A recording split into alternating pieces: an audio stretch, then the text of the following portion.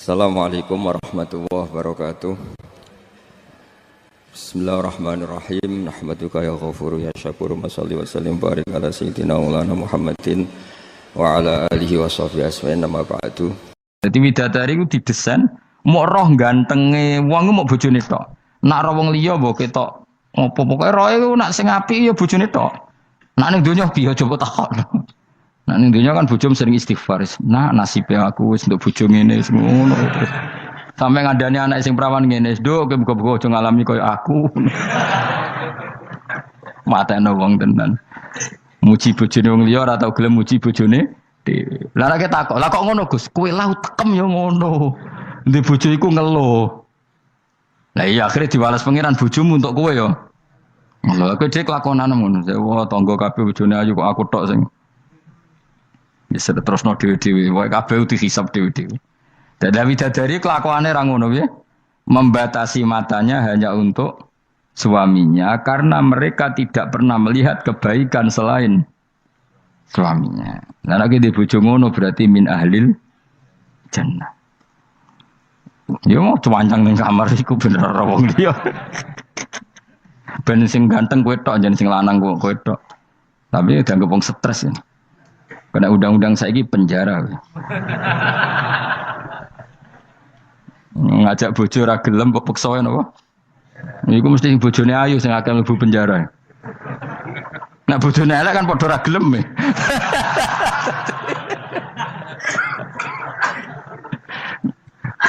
Bapak uga ada kiai. Kiai ini lucu, kanca akrabe bapak. Dari cara kancane bapak ini. Ana wong bojone elek, iku sok ben hisabe gedhe. Lah kena apa iki? Lah anak ora tahajud salahno pangeran, wis bojo elek kok ora duha, ora tahajud. Nak bojo mayu nu pantes, ora tahajud perkara kelon. Wis elek ora tahajud e opo wae. Dadi kiai iku memperberat hukum. Dadi cara kiai iku wong kok bojone elek, iku sok ben disalahno pangeran. Kenapa kira tahajud? Nggih ngantuk Gus. Lah kowe bojomu sak ora tahajud, dane anak bojomu. Ayo, malah ora tau tahajud. Mulane pangeran gambaro nabi sempurna. Nabi ku nak tahajud. Iku Aisyah turu ning ngarepe. Aisyah ku wahyu prawan turu ning ngarepe. Iku tetep diterusno tahajud. Jajal kowe di bojo wahyu, ape tahajud terus bojomu gelem, kira-kira mbok terusno to? Milih ndi? Bojomu elek ora tau tahajud, mau kelon apa meneh bojomu. Kanjeng Nabi gambarane iku pe salat, Aisyah turu ning ngarepe, iku diterusno salat. Sampai Aisyah kecewa, piye wong iku malah tahajud terus iki.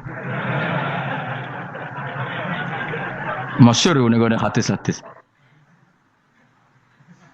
Aku ora ngarah, kowe kebayang. Di bojo ayu ape tahajud, pas bojo apian. Lah iku parah meneh wis bojone elek. Kelon ra gelem mergo elek, tahajud ra gelem mergo ngantuk, gak di prestasi. Lafit ora donya ora akhirat. Parah wis parah wis. Marah ini ngene iku marah ini. Jebule dongane kebanteren, ya Allah, meskipun di dunia aku di bojo elek, kula nyuwun bidadari sing ayu teng akhirat, bojomu tangi telabrak. Ora usah ngono, ora usah ndonga iso kok. Ya Allah. Kabeh ana gentine Gusti. Tapi bahasane aja jelas ya Allah.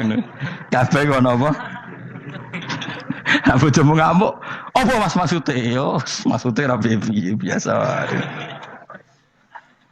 Mulane kula nek ana imam ndongakno ngono iku ora mentolo. Imam salat jenazah, jane donga iku ora usah banter-banter. Lha donga kok ngene, misale ruhin mati, iku nak dongane ngene, ya Allah wa abdilhu zaujan khairan min zauji wa daran min dari. Itu nak diterjemah bojomu ngamuk lho. Ya Allah kasih dia istri yang lebih baik ketimbang istri yang sekarang. Wa daran khairan min dari, kasih dia rumah yang lebih baik timbang rumah yang. Tapi alhamdulillah dora faham yo. Amin. Amin. Padahal doa itu sangat menyinggung loh. Ya, isih do apal donga iku. Iku aja terusno, maksudnya iku. Nah, wong mati kan dongane diantar ya Allahumma terus pokoke wa abdilhu zaujan khairan bin zauji wa daron. Itu nak diterjemahkan. Gusti niki mawon teng donya di bojo ngeten iki teng donya mawon. genti Gusti teng akhirat. Kan artinya ngono. Apa Pak Abdul digenti tambah Gusti kok. Tukar tambah maksudnya Gusti. Dadi wong ra paham barokah. Amin amin. Nah kula mboten ate maca donga niku.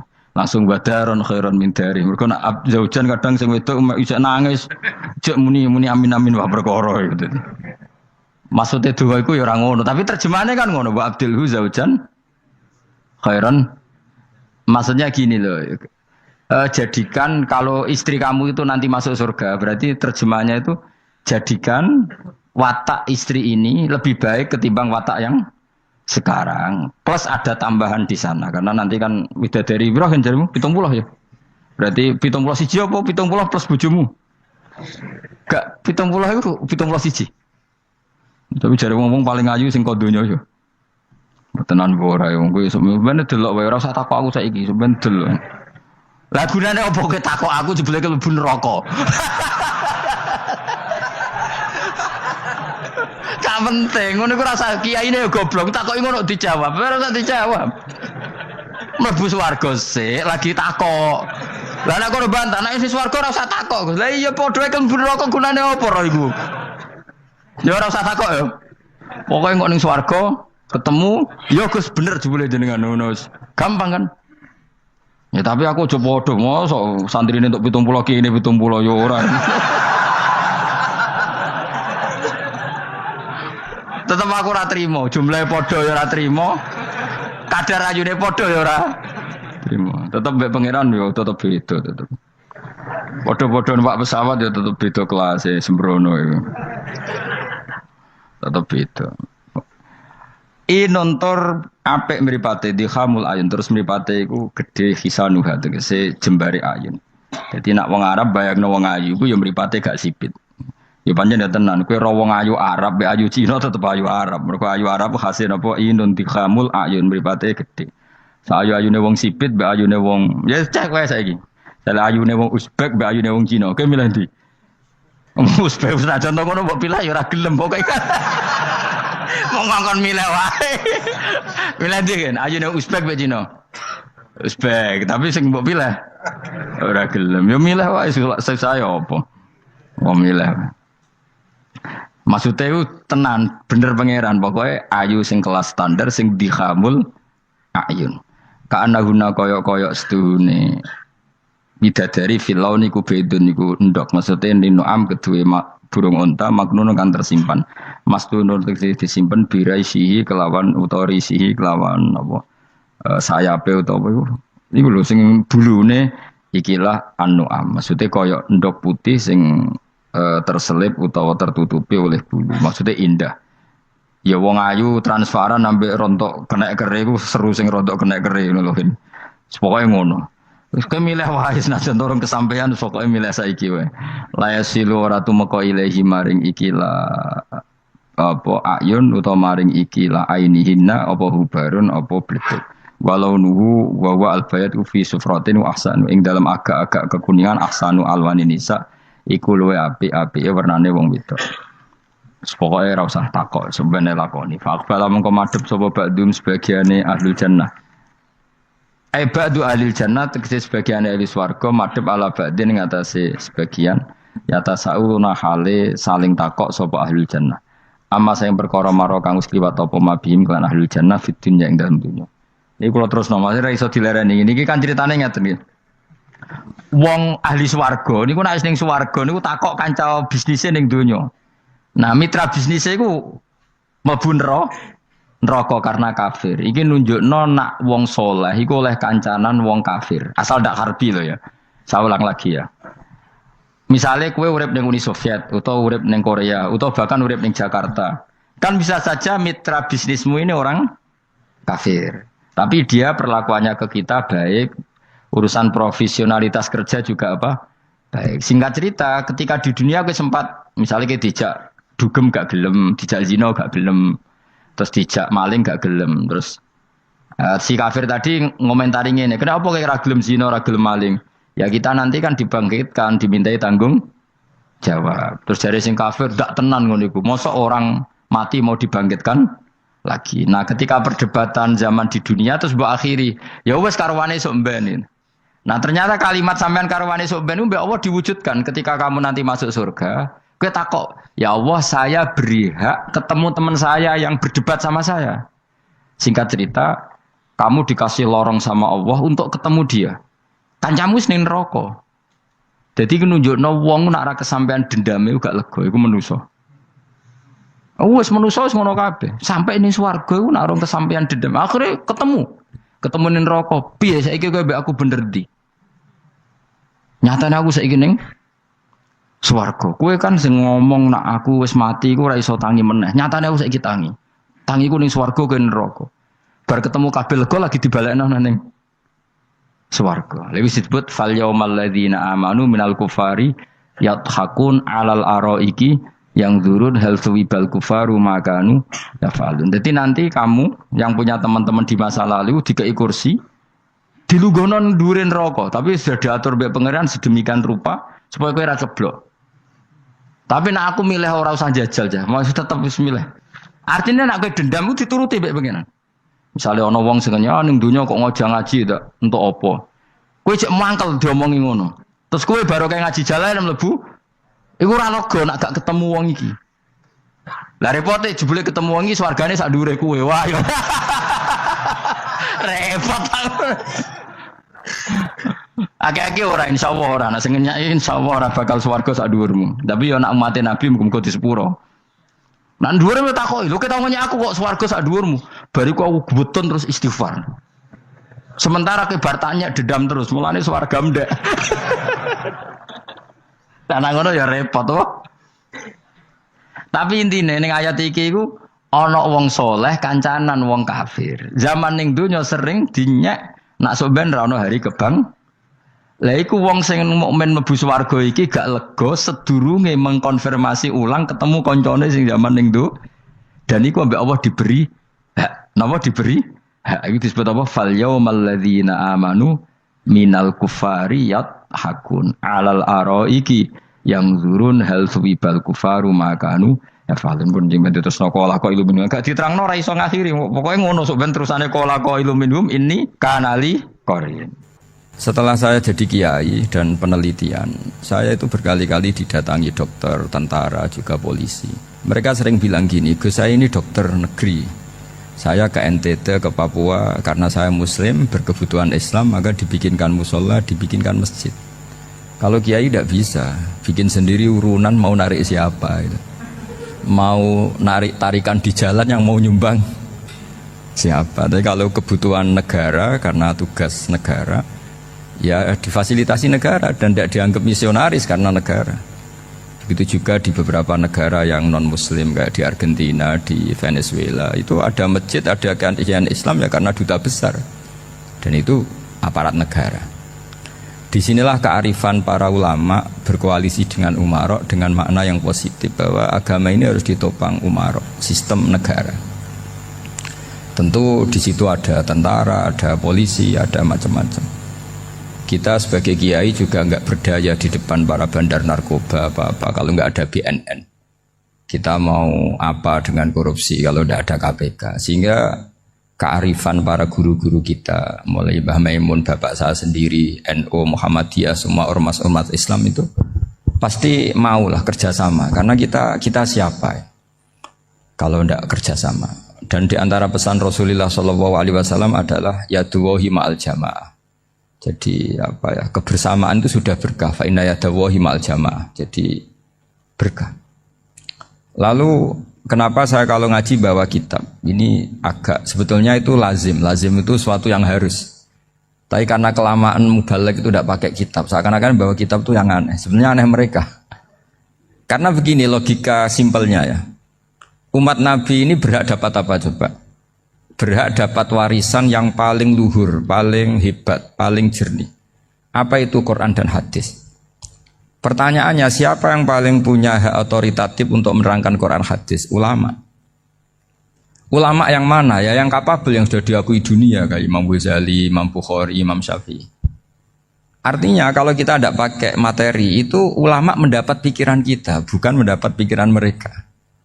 Saya ulang lagi, kalau kita tidak pakai materi yang otentik, yang orisinal, umat ini mendapat pikiran kita, bukan pikiran mereka. Maka saya berusaha supaya teman-teman atau semua umat Islam dapat pikiran-pikirannya Imam Ghazali, pikiran-pikiran Imam Bukhari, pikiran-pikiran Abdul Qasim Al-Junaidi, kejernian-kejernian Abu Yazid Al-Bustami. Kejernian itu diantaranya adalah misalnya makalah yang menurut saya itu makalah yang super. Jadi untuk ngadepi krisis karena COVID atau karena apalah, itu lama dulu sederhana sekali. Beliau punya rumus yang mungkin jarang didengungkan orang, tapi saya akan kampanye rumus ini. Al-istighna, hakikatul istighna, itu adalah al-istighna anis syai' labihi. Jadi pemenuhan kebutuhan yang sebenarnya adalah kita berusaha menghindari sebanyak mungkin kebutuhan yang sekunder, yang enggak penting. Bukan memenuhi semua yang kita inginkan. Jadi misalnya begini ya, kalau kita lapar, itu keinginan kita itu makan enak apa asal makan? Tentu jawabannya asal makan yang sehat. Tapi kalau nuruti nafsu kita, makannya yang enak, teman makannya enak. Terus di warung yang favorit. Ini kan satu kebodohan. Kenapa untuk makan saja butuh definisi sekian banyak? Yang kita harus kecewa, warung favoritnya bisa sudah tutup. Atau kita ke sana harus macet. Ribet. Yang benar-benar arif dan bijaksana itu adalah al-istighna anisya. Sesuatu yang tidak mendesak itu jangan jadikan kebutuhan. Sehingga kalau kita puasa misalnya, semua makanan itu enak karena kita sangat lapar. Sehingga Abdul Qasim Al-Junaidi ketika ditanya, ma'idamu to'am, lauk makanan itu apa? Jawabannya lucu, alju, lapar. Kalau kamu lapar ya semuanya enak. Ini sudah mulai hilang. Kita bilang makan enak itu ya sate, ya gulai, ya pizza yang kita senang. Akhirnya apa? Untuk nikmati nikmatnya Allah itu kita jadi ribet. Apalagi yang orang-orang fasik harus ditemani perempuan yang tidak halal misalnya, atau harus ada ajudan, ribet. Nah pertanyaannya, orang yang ribet sama yang nggak ribet itu pinter mana? Pinter yang nggak ribet. Nah ini kearifan-kearifan yang mulai hilang. Lalu siapa yang bisa mewarisi itu? Ya ulama. Jadi ulama itu cara berpikir sebenarnya simple. Makanya mereka sering kalau tahajud itu, di antara makalah Sayyidina Ali paling terkenal dan yang menjadikan beliau punya derajat yang luar biasa, itu adalah kafani izzan antakuna li robban wa kafani fakhron an akuna laka abdan. Ya Allah, saya ini sudah begitu mulia, begitu terhormat dan sangat-sangat terhormat karena yang menjadi Tuhan itu Engkau. Jadi rumus pertama itu karena menjadi Tuhan itu Engkau. Hanya Tuhan yang abadi, Tuhan yang pertama, hanya Tuhan yang al-awwal. Coba ya Allah, kalau saya ini punya Tuhan Fir'aun, punya Tuhan mati jadi tontonan lagi, itu kerennya di mana coba? Andaikan kita punya Tuhan Fir'aun. Atau punya Tuhan yang asal usulnya manusia, apapun hebatnya manusia itu, kita punya Tuhan manusia itu. Tuhan yang lapar, yang kalau nggak makan mungkin pingsan, mungkin bisa kena COVID, nanti Tuhannya diisolasi, kayak apa?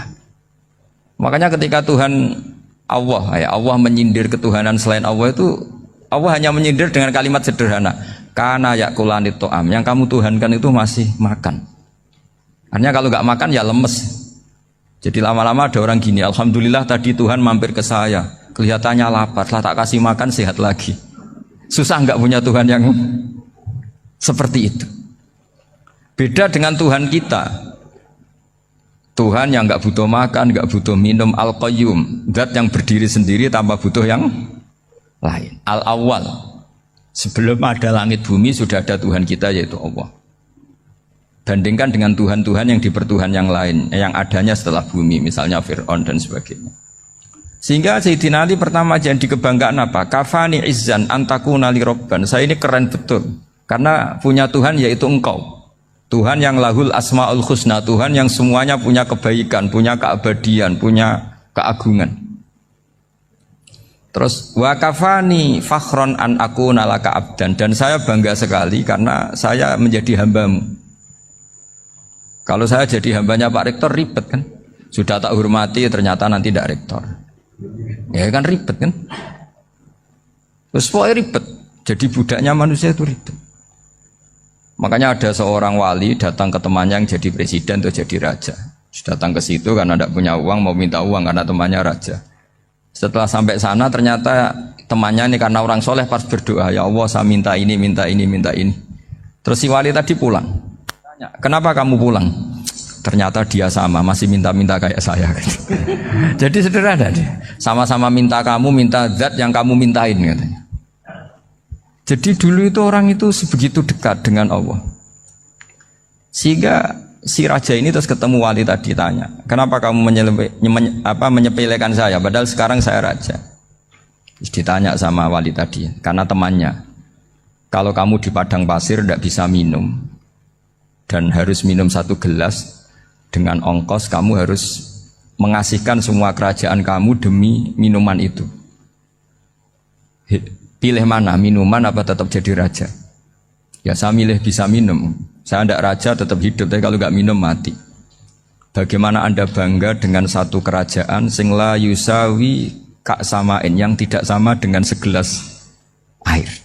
Jadi artinya terus mereka melihat jadi raja itu ya biasa, jadi presiden biasa, jadi rektor biasa. Karena mereka biasa berlogika hakikatul izzah itu ya taqarrub ila Allah, yang benar-benar terhormat itu ya dekat dengan Allah. Begitu seterusnya mereka bikin paradok-paradok yang aneh, tapi itu menjadi pelajaran. Bapak saya Ki Nur Salim itu senang baca anekdot Nasiruddin Koja. Itu kalau bikin orang-orang aneh, itu dia datang ke satu pesta, pakai baju lusuh, pakai sarung lusuh atau celana lusuh, sama Sohibul Bait yang punya acara dibiarin. Setelah dibiarin dia pulang pakai jas, pakai dasi, pokoknya keren. Dihormatin, pakai alpat, pokoknya dihormatin. Silakan. Pas dia disuruh minum, minumannya itu disokkan saja ke sakunya. Jas, kamu harus minum yang banyak, karena kamu yang dihormati, bukan saya. Terus makanan ya semuanya diletakkan di saku, ada yang apa, ayo kamu makan yang banyak. Alpatnya juga gitu, dikasih sate apa, ayo kamu makan yang banyak. Mereka tidak melihat saya, melihat kamu. Akhirnya orang satu pesta itu istighfar semua, berarti kita ini salah. Terus dia pidato, kenapa kamu uang gitu? Tadi saya datang, orangnya sama. Gara-gara beda pakaian, penghormatannya beda. Berarti yang berhak dapat makanan ini jasa ya, bukan saya. Betapa naifnya kita sebagai orang. Ternyata kita masih hormat sesuatu yang seperti itu, yang atribut lah. Jadi orang-orang sufi itu orang yang bisa menertawakan dunia. Akhirnya ya, pertama dia dianggap orang gila, masa jas dikasih makan, dikasih minum. Tapi secara fikih dia benar, haram dia makan. Karena pas dia datang dibiarin, setelah pakai jas dikasih makan. Berarti hakikat yang dapat rezeki siapa? Jasnya apa orangnya? Jasnya apa orangnya? Jasnya. Jadi itu orang-orang sufi, kearifan orang-orang dulu itu bisa ngelola hal-hal yang keseharian menjadi luar biasa. Ada seorang wali melihat istrinya makan 1 piring, anaknya makan 1 piring. Ditanya, kalian kenyang? Wah kenyang sekali. Melihat anaknya minum kopi 1 cingkir senang, kalian senang sekali. Wah kalau senang dengan hal-hal yang murah bisa, ngapain harus senang dengan hal-hal yang mewah? Bodoh sekali saya. Sehingga terus mereka bisa qanaah. Qanaah itu ya hidup itu simpel, sederhana. Jadi tentu saya tidak akan ngomong yang muluk-muluk, selain itu tidak bidang saya juga apa ya. Kita ini butuh obat di kondisi Covid seperti ini, butuh kesederhanaan, butuh apa ya? Istighna tadi. Kita harus istighna billah an ghairillah. Jadi sudah cukup bahwa Allah ini segalanya. Sehingga tadi saya dengarin himnenya Unisula, yang paling saya kagum adalah dimulai dengan kalimah-kalimah thayyibah.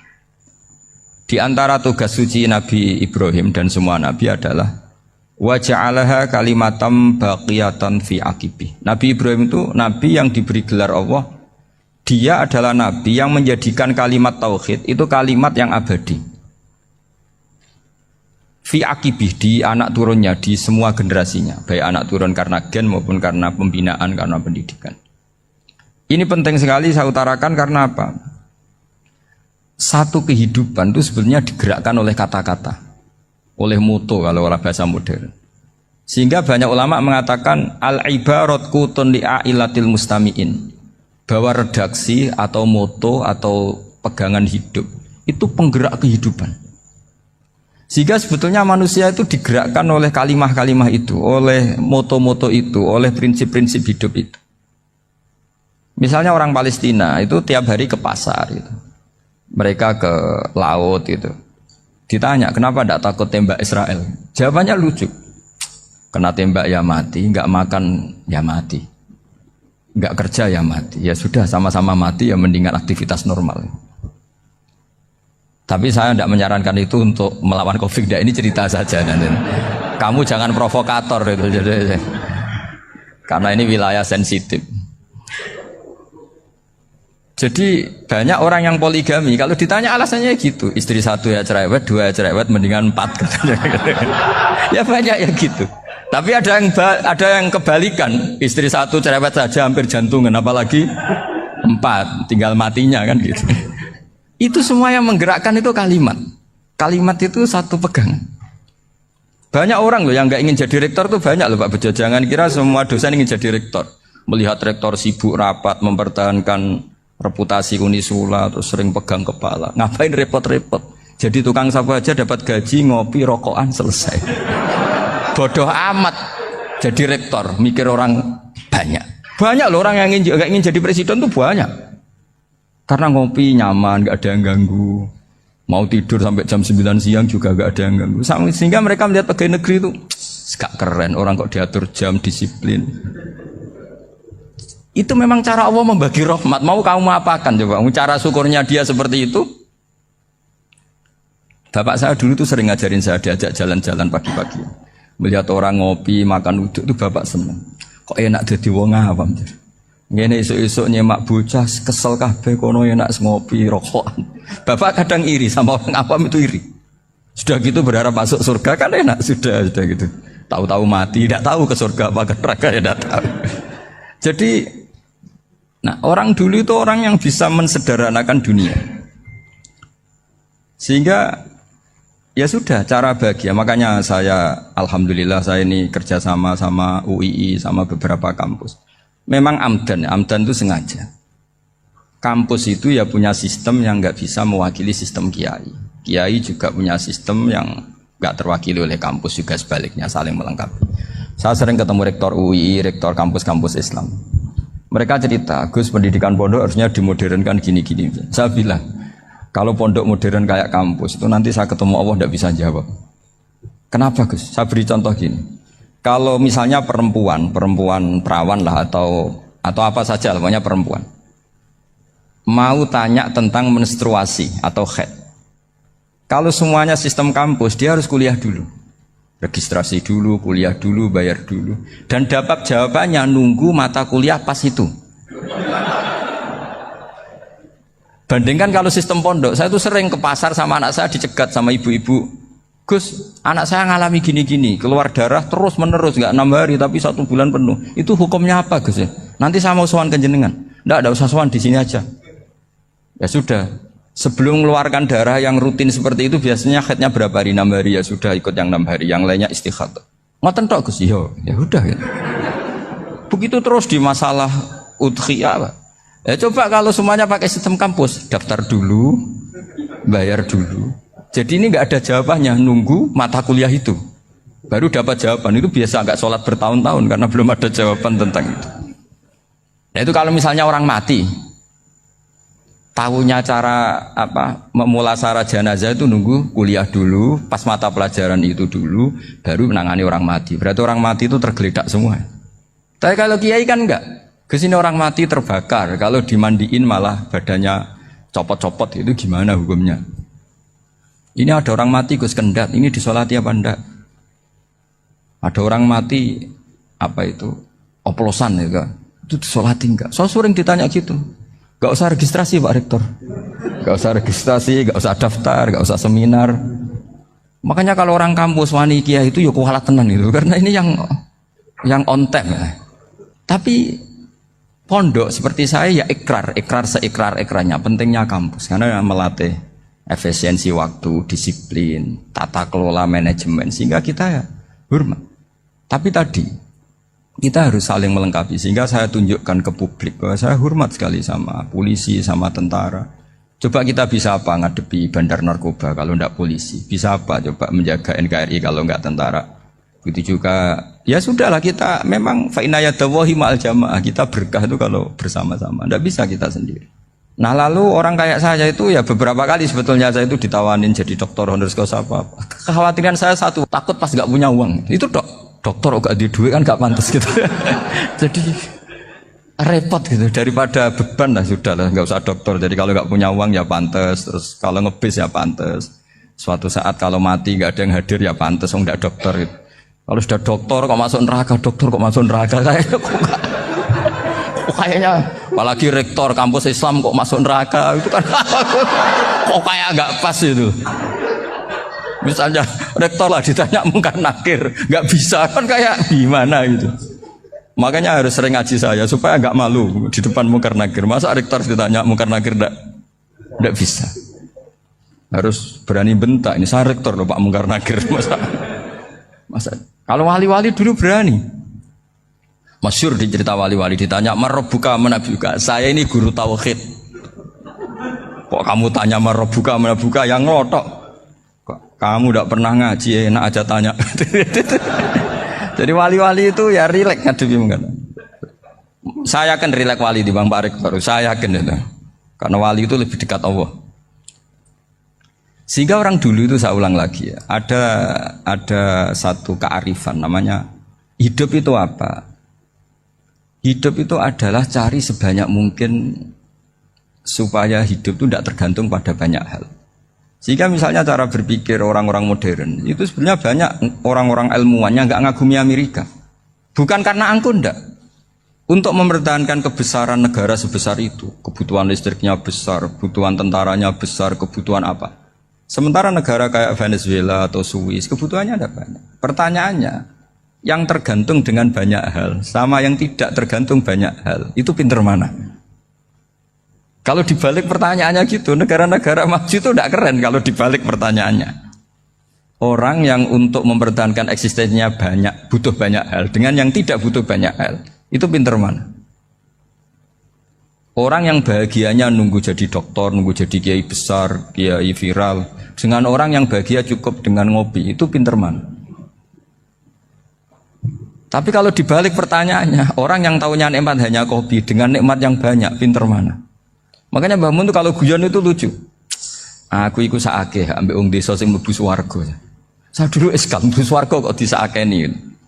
Akhirnya beliau memberi penjelasan. Wong desa iku roe pakanan enak, iku mau kopi mbek uduk. Lah swarga iku mau nuruti sing dikarepno. Akhirnya wis mau mangan, wis ngopi, nguduk, ngopi ora roh pakanan liyane iku ora roh. Nasi mandi yo ora roh, pizza yo ora roh apa-apa. Terus saya bilang, wah lah niku nak nganti selera tentang wanita cantik. Iku juga sederhana. Rodok pesek ya wis cantik, rodok ireng ya wis. Apa bidadarinya seperti itu karena saking enggak pengalamannya. Jadi surga itu kan nuruti apa yang diinginkan. Kira-kira keinginan orang kampung kalau di surga itu apa coba? Makanan apa coba? Ya nak senangnya ketemel gemblong itu. Artinya malaikat lebih suka nangani surganya orang-orang kampung di Bang Pak Rektor. Ini sudah ribet ini. Makanan apa saja sudah dicoba ya. Terus kalau di mall tahu orang macam-macam, seleranya macam-macam pasti. Enak mana kalau sampai jadi malaikat pelayan surga? Suka ngelayani orang kampung apa yang orang kota? Orang kampung kan? Jadi ya itu guyon ya, guyon tapi itu menjadi pikiran kita bahwa orang yang banyak kebutuhan itu sebetulnya banyak kebodohannya karena menggantungkan kebahagiaannya dengan banyak hal. Makanya Imam Syafi'i ngendikan istighna itu apa? Al-istighna anisya'labi. Yang dikatakan kecukupan adalah berusaha sebanyak mungkin banyak hal tidak kamu butuhkan. Bukan memenuhi semua kebutuhan kamu karena nafsu kamu ini tidak ada batasnya gitu. Kalau kamu penuhin nggak akan selesai. Itu ada perempuan yang kurang cantik itu minta doa saya, Gus doain suami saya kaya. Terus tak guyonin, terus nggak minta. Kalau suami kamu kaya, yang pertama dirubah itu apa? Rumah supaya rumah saya bagus. Kedua apa? Mobil supaya mobil saya bagus. Nanti yang dievaluasi itu kamu. Mobil bagus, Alphard, rumah mewah, istrinya kamu pasti itu dievaluasi. Langsung enggak usah, sudah gini aja kan. Jadi pertama yang dievaluasi itu kaya itu, coba kalau suami kaya itu yang dievaluasi pertama rumah ya, rumah ganti. Setelah itu apa? Mobil. Kira-kira berikutnya akhirnya sudah aku nggak jadi. Nabi Ibrahim itu pernah minta umur panjang, keren umur panjang. Sama Allah nggak dijawab. Datang orang tua gitu mertamu ke Nabi Ibrahim, terus disuguhi dikasih kurma. Apa itu? Kok kurma apa? Anggur yang sudah matang sekali, sudah dimakan. Setelah dimakan meler keluar lagi, dimakan lagi meler lagi. Terus Nabi Ibrahim masuk lagi ke kamar. Ya Allah, doanya tak cancel. Nanti kalau saya tua kayak itu. Jadi Allah itu nggak jawab langsung tapi ngirimkan itu. Akhirnya ya Allah nggak jadi. Nanti takut itu. Saya pernah ngalami jadi kiai tadi, ada ibu-ibu ya nggak pati cantik lah. Suaminya tuh miskin sekali. Minta doa saya supaya kaya. Bareng tak kasih pertimbangan itu udah nggak usah nggak jadi. Jadi itu kearifan. Tapi kearifan ini harus kita tanamkan. Saya nggak bisa membayangkan Indonesia yang besar ini, andai kan tidak ada qanaah, nerimo ing pantum. Coba sekarang ada Covid. Andai kan Indonesia tuh kayak Perancis. Saya beberapa kali punya tamu orang yang hidup lama di Perancis, bahkan dapat istri orang Perancis. Itu dulu nggak begitu mencintai Indonesia. Tapi setelah di Perancis 2 tahun, wah Indonesia hebat. Di Perancis itu kata dia kalau cerita, semua kebutuhan masyarakat itu dibebankan ke negara. Apa saja minta negara, apa saja nyoal negara. Sementara Indonesia, coba kalau Indonesia mengalami seperti ini kok tidak ada konaan rimo ing pantum, bisa kios Indonesia. Orang miskin nyalahkan negara, kelaparan nyalahkan negara, apa saja. Tapi barokahnya dididik kiai, jogeman nyalahno wong liya. Urip pun romo ing pandum, diame. Sampai gak ngerti kalau Covid. Banyak tuh orang-orang kampung itu, orang lugu-lugu itu. Mbah niki saking Covid, salam ning Covid, muga-muga umure panjang. Dikira Covid itu nama orang yang ahli sosial itu. Mbah niki dana saking Covid. Matur nuwun sampekno salamku, muga-muga umur panjang. Bingung kan yang nganterin ini. Ini gimana yang mau menjelaskan? Memang nggak paham. Ribet kan. Tapi saya pastikan bahwa dengan keadaan seperti ini kita bahagia, kita stabil, itu jelas barokahnya kalimah tadi, moto tadi atau pegangan hidup tadi. Makanya disebut al-ibarat qutun li'ailatil mustami'in, bahwa redaksi atau kata-kata atau pegangan atau filosofi hidup, apalah namanya itu adalah penyemangat. Penyemangat. Karena kata-kata ini memang luar biasa. Ketika sahabat perang demi kebenaran, zaman itu ya pasti benar karena yang dibela Nabi. Dulu itu kan enak zaman Nabi, yang dibela mesti benarnya, musuhnya mesti salahnya. Sehingga dulu itu memang harus tegas. Kalau sekarang mau tegas gimana? Yang kamu bela tidak mesti benar, musuhnya tidak mesti salah. Ribet kan kalau misalnya saya tukaran sama Pak Rektor, kamu mau bela mana kan bingung. Saya tidak mesti benar, saya tidak Nabi. Pak Rektor apalagi tidak mesti benar lagi kan? Ribet kan? Jadi kalau kita mau perang sekarang itu mau pede gimana? Enggak. Makanya banyak ulama sekarang tuh mau tegas tuh enggak berani karena ya banyak hal yang abu-abu lah wilayahnya. Misalnya pilihan presiden atau pilihan bupati, pilihan menteri. Kamu mati-matian bela itu, yang kamu bela tidak mesti benar, musuh kamu tidak mesti salah. Misalnya pilihan bupati, wah ini kabupaten ini baik kalau bupatinya ini, yang satu bilang ini, terus tim suksesnya kamu tanya, kamu yakin? Ya tidak juga. Lah kenapa semangat? Kan saya botohnya, paling alasannya ya itu aja, bukan yang lain. Beda dengan zaman Nabi, nabinya mesti benar, Abu Jahalnya mesti salah. Kan enak aturan mainnya jelas. Singkat cerita dalam perang itu banyak sahabat yang ngalami luka, ngalami apa gitu. Kemudian curhat lah ke Nabi, ya Nabi gara-gara derekkan jenengan, ngikuti jenengan saya harus ngalami seperti ini. Ngiranya orang itu diapresiasi sama Allah keluarnya. Ternyata sama Allah gak diapresiasi. Malah diturunkan ayat Intakunu ta'lamuna fa innahum ya'lamuna kama ta'lamun wa tarjuna minallah ma'ala yarjun. Kalau kamu sakit karena perang, orang-orang kafir itu ya sakit. Itu saja berani padahal demi kekafiran. Wa tarjuna minallah ma'ala yarjun. Padahal kamu punya nilai lebih yaitu berharap kepada Allah yang mereka tidak punya. Saya jadi kiai itu ya kadang mangkel. Karena yang benci ya benci, yang seneng itu ngel-ngel loh kayak Pak Bejo. Jadi semuanya ribet. Nah iya, yang benci ya ganggu, yang seneng ya ganggu, tambah nemen. Seribet. Tapi kalau sudah ingat bandar narkoba, mereka berhadapan dengan polisi, kadang ditembak karena kesalahannya terlalu fatal. Antar persaingan mereka juga bisa tembak-tembakan karena merebut pasar narkoba. Itu saja mereka berani. Kok kita yang jadi kiai kadang dicium tangannya, dihormati gak berani, hanya takut apa ya, musibah-musibah kecil lah, atau problem-problem kecil. Nah iya, kalau kita bandingannya gitu. Kalau kamu mau tahajud kedinginan, itu masih nanti dihisap Allah itu gitu.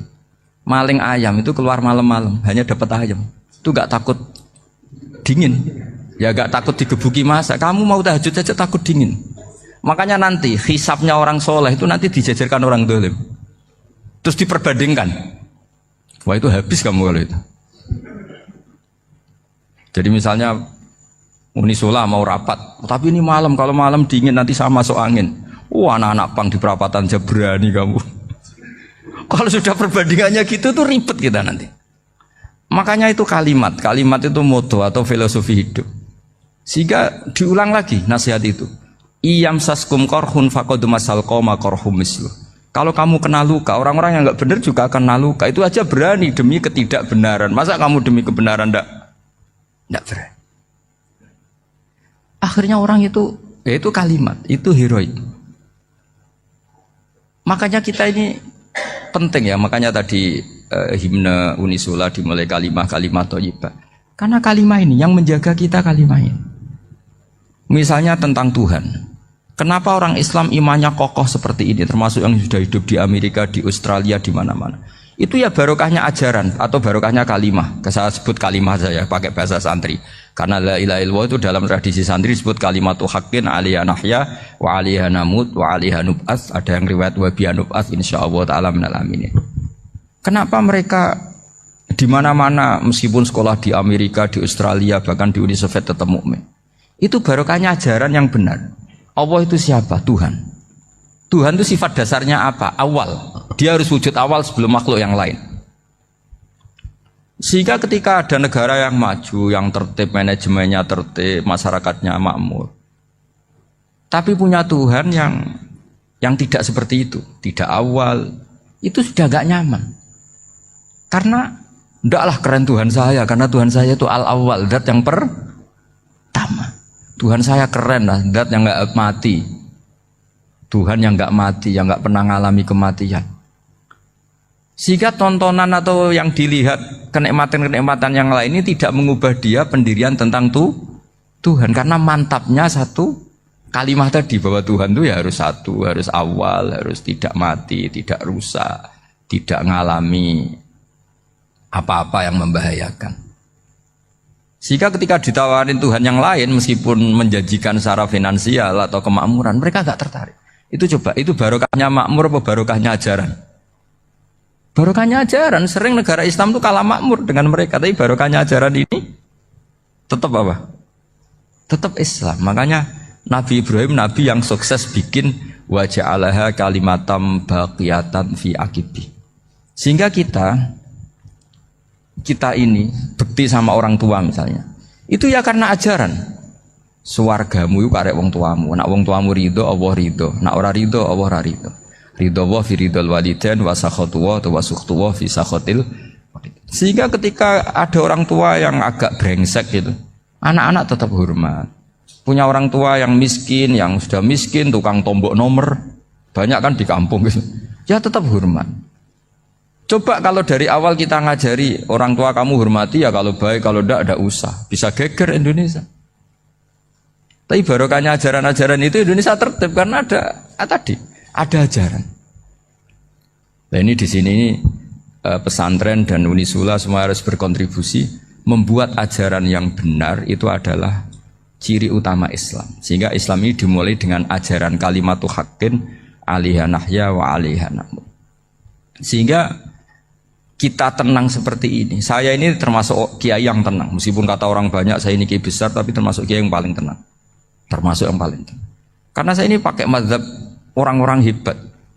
Saya berkali-kali cerita, orang kayak Imam Syafi'i itu orang yang luar biasa. Saya berkali-kali cerita, orang yang tadi nyium tangan kamu ya Imam Syafi'i, di belakang tuh ngerasani kamu, menghujat kamu. Jawabannya enak saja. Berarti saya alhamdulillah orang yang wibawa. Buktinya di depan saya nggak berani. Jadi enteng saja.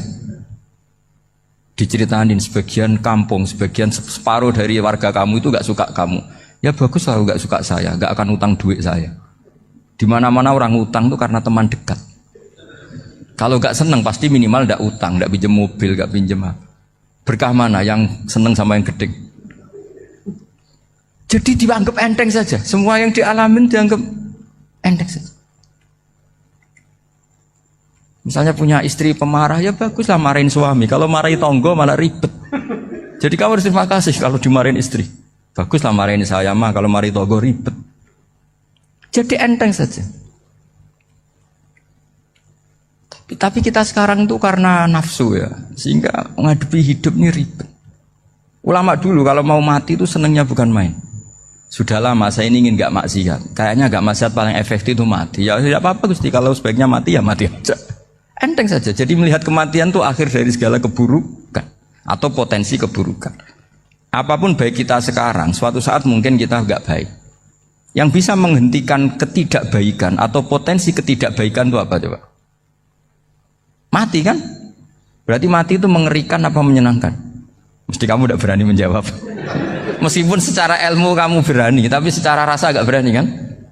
Saya ulang lagi ya. Yang bisa menghentikan keburukan atau potensi keburukan itu apa coba? Apa? Kematian. Berarti kematian itu menyenangkan atau menyusahkan? Apapun kamu tidak berani jawab karena kamu agak-agak duniawi itu kelihatannya. Tapi secara ilmu, kamu tahu kan kalau mati itu tidak buruk-buruk banget. Karena apa? Itu akhir dari segala keburukan. Sehingga Nabi ngajarkan kalimat itu begitu luar biasa.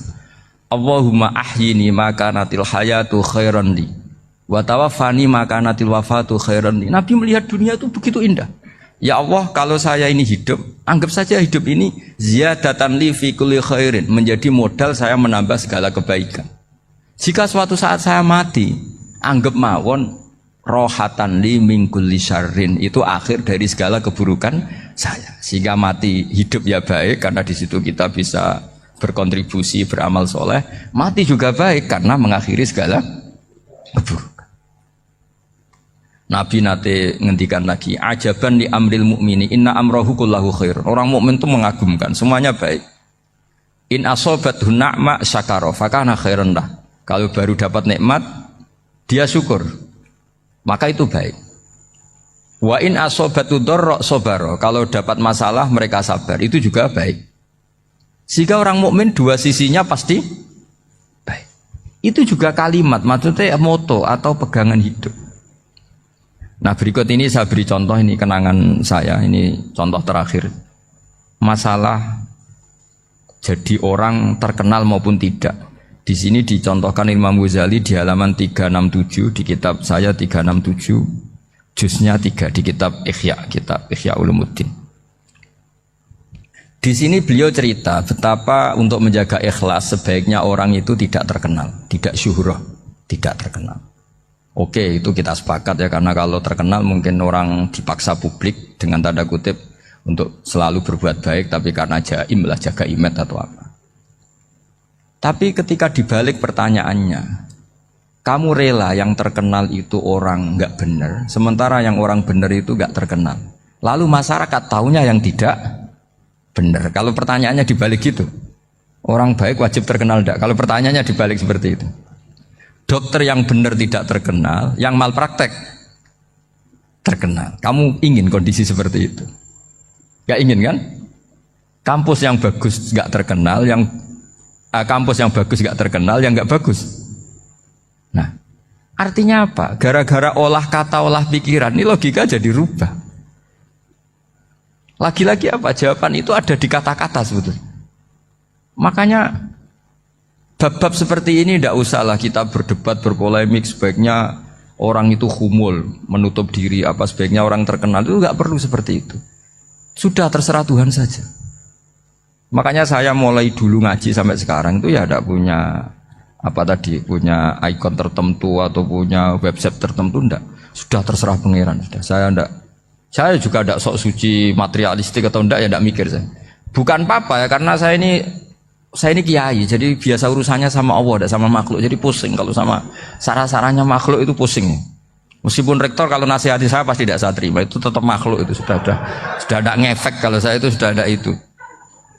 Bukan karena saya sombong, ya memang makhluk betul gitu, bukan. Cuma nasibnya bejo aja, tapi makhluk tetap makhluk. Saya beri contoh ya. Ini makalah yang ditulis Imam Ghazali. Ya, i'lam aslahaka Allah anna aslal jah wa intisarus sayyid atau sayyidi wal istihar. Wa huwa mazmum. Balil mahmudu al-khumulu illa man saharahu wa ta'ala linasri dini min ghairi takallufi talabi syuhrati minhu. Jadi kalau kamu ingin ibadah kamu selamat, ya kamu jangan terkenal. Tapi resikonya adalah kalau kebaikan itu tidak terkenal, maka agak dikenali. Kalau agak dikenali berarti masyarakat hanya punya percontohan yang tidak baik, karena yang baik tidak terkenal. Jadi itulah ulama-ulama dulu. Jadi apa-apa itu dibanding-bandingkan. Kemudian nanti kelihatan, jawabannya itu kelihatan.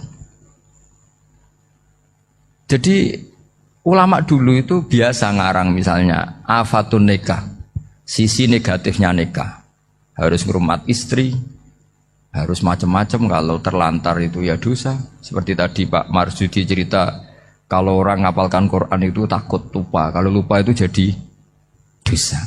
Pertanyaannya, kalau semua orang takut lupa, takut dosa, semua orang nggak hafal Quran karena potongan-potongan lupa. Cara berpikir tidak seperti itu. Kalau berpikir ya namanya hafalan, ya inginnya hafal, kan nggak ingin lupa. Lah nanti kalau takdirnya lupa karena hal-hal yang dimaklumi oleh syariat itu nggak yang termasuk dosa. Yang dosa itu lupa takliwiri udrin syar'iyin, lupa yang tidak ada sebab yang apa? Syar'i. Tapi lupa bawaan EQ-nya tidak bagus, lupa bawaan sering dibentak. Oh itu nggak masalah karena bawaannya orang tertekan itu ya lupa. Coba kamu hafal Quran, terus punya kredit jatuh tempo, pas hari itu aku yakin nggak cerdas sudah. Itu bawaannya orang tertekan itu pasti lupa. Jadi ya saya teruskan ya. Jadi terus ada makalah yang sangat bagus sekali tentang itu. Saya baca ya. Wa yadullu ala dzalika anna Allah azza wa jalla amaral anbiya'a bi idharil amali lil iktida wa khassahum bi mansibin nubuwah. Wa la yajuzu ayyudhanna bihim annahum khurrimu afdhalal amalen.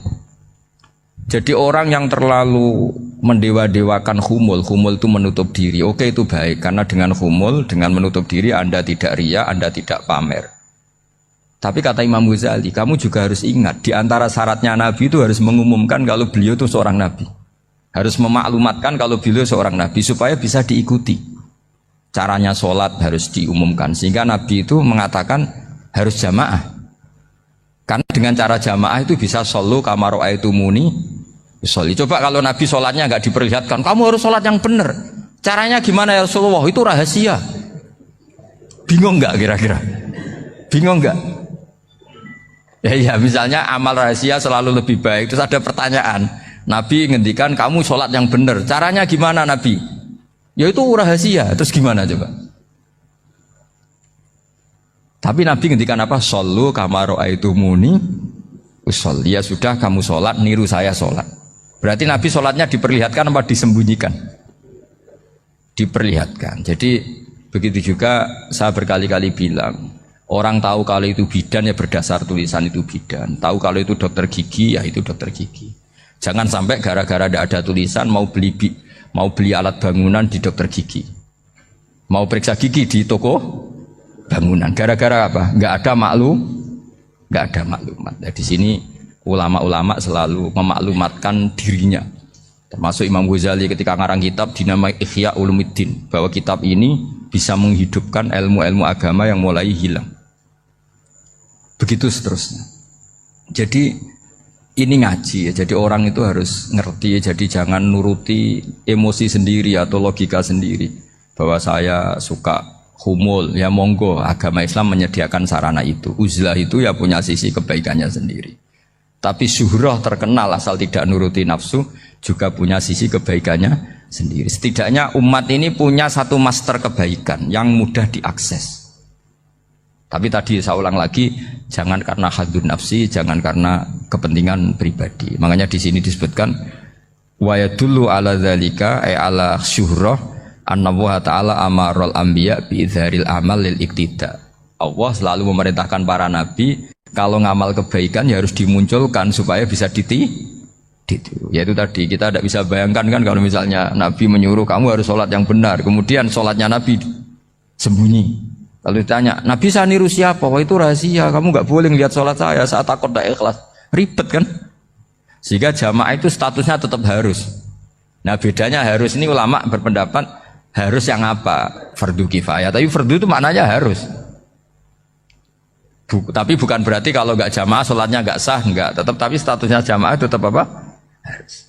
Nah barokahnya harus ini orang yang baru sholat, sholatnya langsung benar karena ada yang diikutin.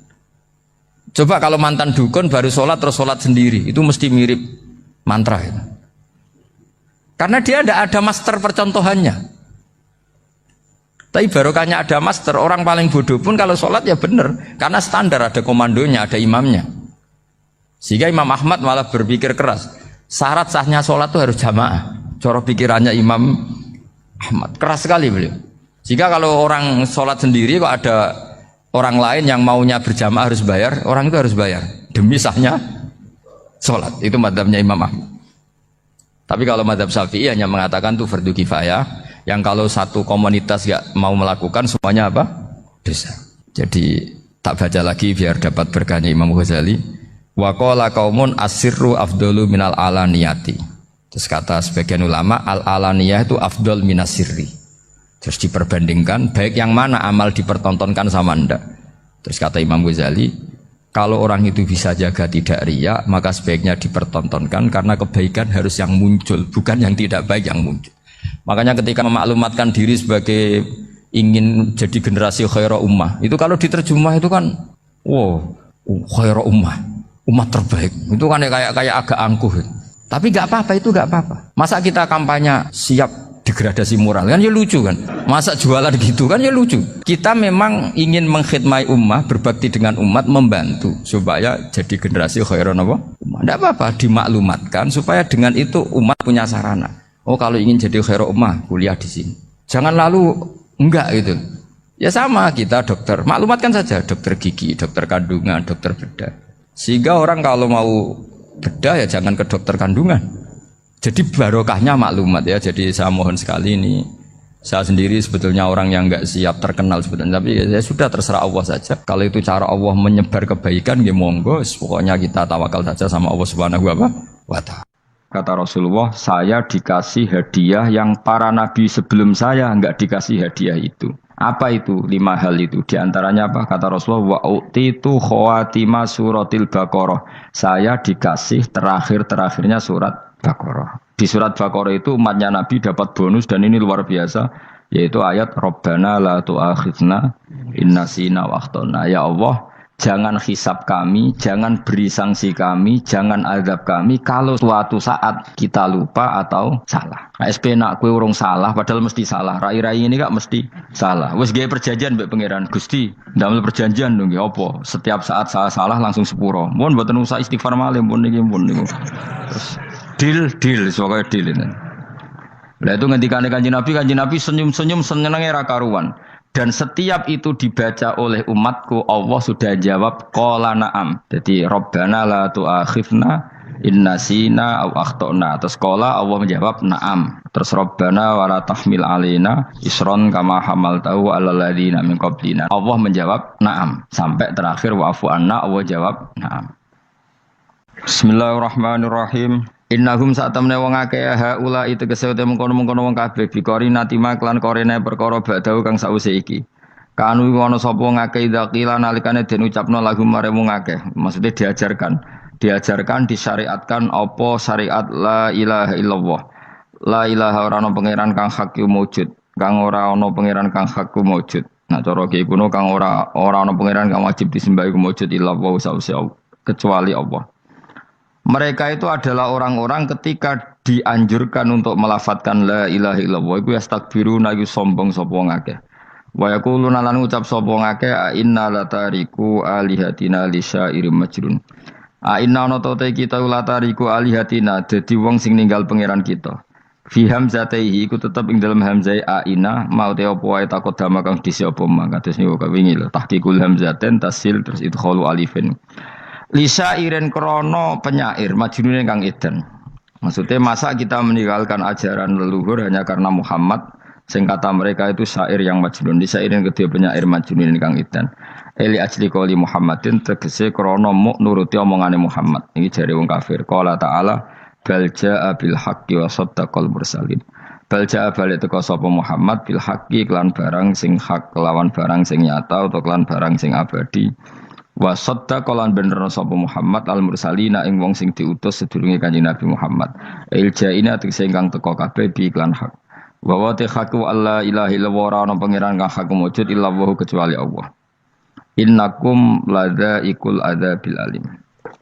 Pun kula terangaken ya terus mulai napa wa qalu ya wailana hadza yaumuddin terus sekedap ini asyara bidzalika. Mun kula terangno kiamat iki, soal kiamat itu seru, ora usah ndelok. Nggih, kiamat itu seru, ora usah ndelok. Anjing ben kiamat itu semua orang dihisab, termasuk sampean-sampean bareng dihisab. Pertama sing dijaga jelas salat. Jadi kalau masalah ibadah mahdhu itu salat, nah masalah sosial itu asal tidak saling bunuh. Terus kalau terangaken ya, terus ngendikane Rasulullah sallallahu alaihi wasallam ngendikane la yazalul mar'u fi fushatin min dini malam yusib daman haroman. Bapak malih ya.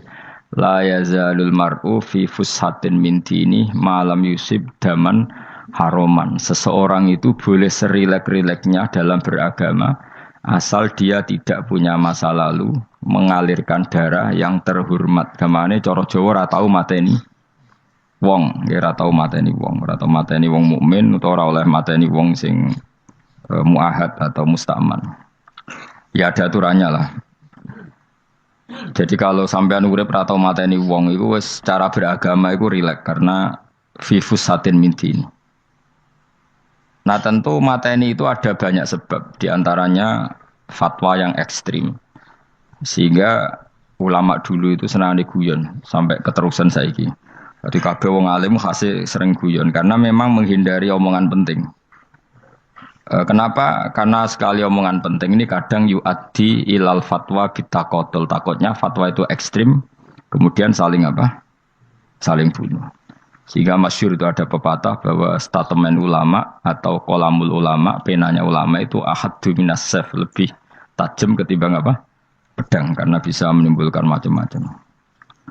Sehingga dulu banyak ulama kalau bab jinayat itu sudah tidak mau baca bab jinayat. Jinayat itu karena ya takutnya fatwanya itu ekstrim. Ada beda zaman Nabi itu kan enak ya. Sing Kanjeng Nabi mesti bener ya. Musuhnya Abu Jahal CS mesti salah ya. Tukaran saiki wis gak seru. Tukaran mbek kowe repot. Masih aku musuh sampean iki soalnya bener sampean. Wong ora tau urip ora tau seneng mbok musuhi ku piye ngono dadi. Kan gak penak. Ya jal misalnya kiai itu karena mbek santri, wong mesti kan normalnya bela kiai ini, mergo luwih alim luwih bener. Tapi kan cara pandang lha iya sing bener kok mau ngalah kan. Iso wae sing disalahno pangeran iku sing saiki wong tuwa tukaran mbek anak, kira-kira wong nyalahno sapa? Nyalahno wong tuane apa anake? Cara kowe dadi hakim. Wong tua kok wani anak, kualat tuh mujur ya lucu. Ini kan anak kok wani wong. Tapi wong tua kok wani anak, wong tua model opo. Terus anak wani wong tua ya anak model opo. Ya model milenial model. Tapi potensinya itu sama-sama salah. Sehingga ulama itu mulai dulu itu menghindari ngendikan penting itu menghindari karena ya tadi takut fatwa itu. Saya ulang lagi ya. Jadi seseorang itu selonggar-longgarnya dalam beragama asal tidak pernah membunuh, tidak memburu darah yang seharusnya tidak terbunuh. Terus kalau masalah ibadah itu Allah ngambilnya sholat. Awwalu ma yuhasabu bil mar'un apa?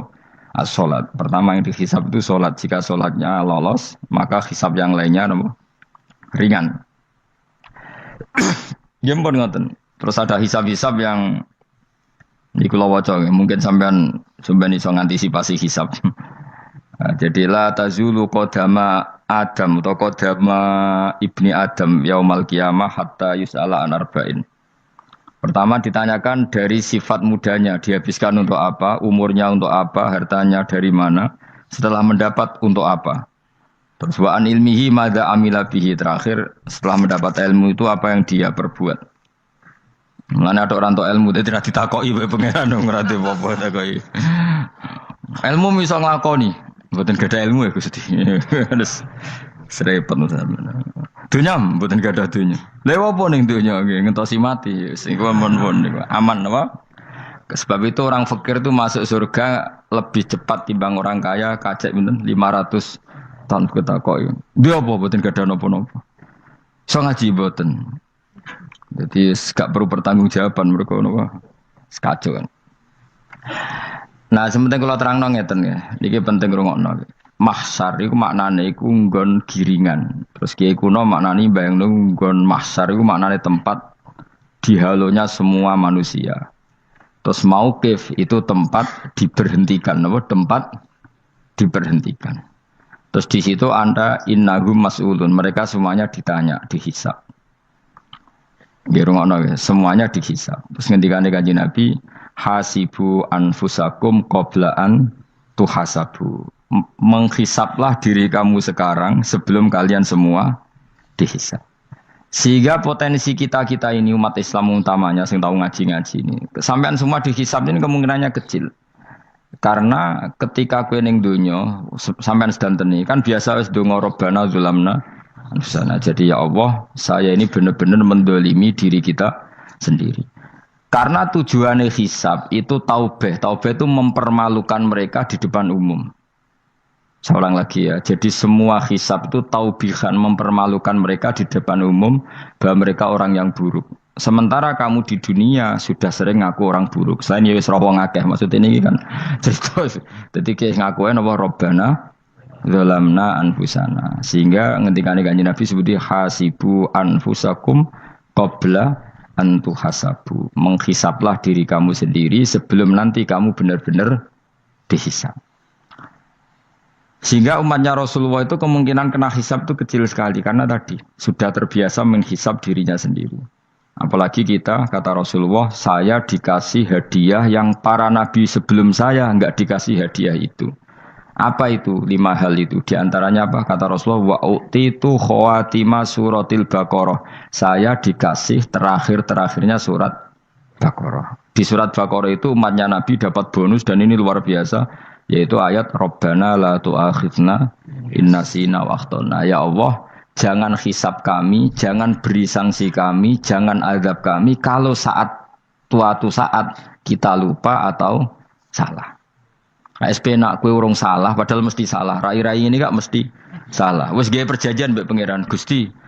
Ndamel perjanjian dong, apa? Setiap saat saya salah langsung sepuro. Mohon mboten usah istighfar malih, mohon niki mohon niku. Terus deal, soalnya deal ini.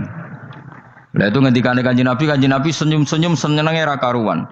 Dan setiap itu dibaca oleh umatku, Allah sudah jawab qala na'am. Jadi Rabbana la tu'akhifna inna sina aw akhtana. Terus qala Allah menjawab na'am. Terus Rabbana wa la tahmil alaina isron kama hamaltahu 'alal ladzina min qablina. Nabi Muhammad jawab, Allah menjawab na'am. Sampai terakhir wa'fu anna, Allah jawab na'am. Kemudian para kiai itu punya kiat supaya umatnya itu hafal itu. Terus jadi bahan tahlil itu masalah ya. Faminhum ya faminhum. Sing tahlil ya ora paham, sing kritik ya ora paham. Alhamdulillah itu mesti podo-podo ra kena hisab. Mergo padha-padha ora napa? Paham. Dadi ora ana barokah kaya goblok wis barokah tenan. Mergo sing lakoni yo ora paham, sing kritik ora paham. Jadi kalimat yang di akhir surat Baqarah itu adalah termasuk hadiahnya Rasulullah yang tidak diberikan pada Nabi sebelumnya. Ini apa ini? U'titu khawatima suratil Baqarah. Saya dikasih akhir surat Baqarah. Gini ku setiap doanya umat Nabi Allah jawab napa? Naam. Jadi ya Allah la tu'akhidna, jangan kasih sanksi kita innasina au akhtona. Allah jawab naam. Itu satu. Terus kedua, umatnya Nabi itu kalau dosa itu tidak perlu prosedurnya harus istighfar. Banyak amalan yang menjadikan diampuni. Misalnya kafaratul majlis itu lafadznya agak istighfar. Subhanakallahumma bihamdik misalnya. Dan banyak imatatul adza anit thoriq. Misalnya Nabi pernah cerita ada seseorang yang nakal, kemudian gara-gara menyingkirkan duri di jalan yang ganggu orang lewat, kemudian Allah memaafkan. Ada yang dimaafkan karena ngombeni anjing, macam-macam lah. Kemudian ngombeni santri, macam-macam. Sehingga potensi kita dimaafkan itu tinggi sekali karena ada sekian amal yang itu menjadi sebab ridhanya Allah Ta'ala. Malah kalau dalam dunia wali itu ada seorang wali mau ngarang kitab, kemudian tintanya itu diminum lalat, dia membiarkan tinta itu sampai lalatnya sampai kenyang, kemudian gara-gara itu dimaafkan oleh Allah Subhanahu wa Ta'ala. Banyak sekali. Sehingga potensi kita dimaafkan tinggi. Terus turu sudah ada orang rasani wong enggak macam-macam lah. Wiku ya insyaallah di sepuro pengiran. Dadi ana wali, dadi wali mergo kakean apa? Turu. Ditakoki, "Kenapa kowe kok turu wong wali? Mboten siap roh donya, Gusti." "Kenapa?" "Donya wis rusak tok, patok mboten roh, Gusti." Lah iku ya mari swarga napa? Ya swargane wong turu ya kira-kira tok. Tapi jadi umat Nabi itu luar biasa. Makanya saya yang heran kalau ada orang alim bikin gerakan terlalu tenanan itu keliru, biasa mawon. Turu ku ya ibadah, wae agar gak zina, gak maling, wae agar gak nglakoni dosa gedhe niku sanggep ae napa? Ibadah. Karena tadi Rabbana la tu'akhidna in nasina wa akhtana. Terus Allah jawab na'am. Sehingga kiai-kiai itu takut orang itu lupa, terus dimodifikasi sedemikian rupa jadi wiridan. Tapi alhamdulillah kok banyak yang kritik. Jadi ya biar seimbang, no? Anggap aja alam demokrasi. Jadi kalau lagi kecewa ambek sing kritik, mereka insyaallah rapati paham masalah usul ini.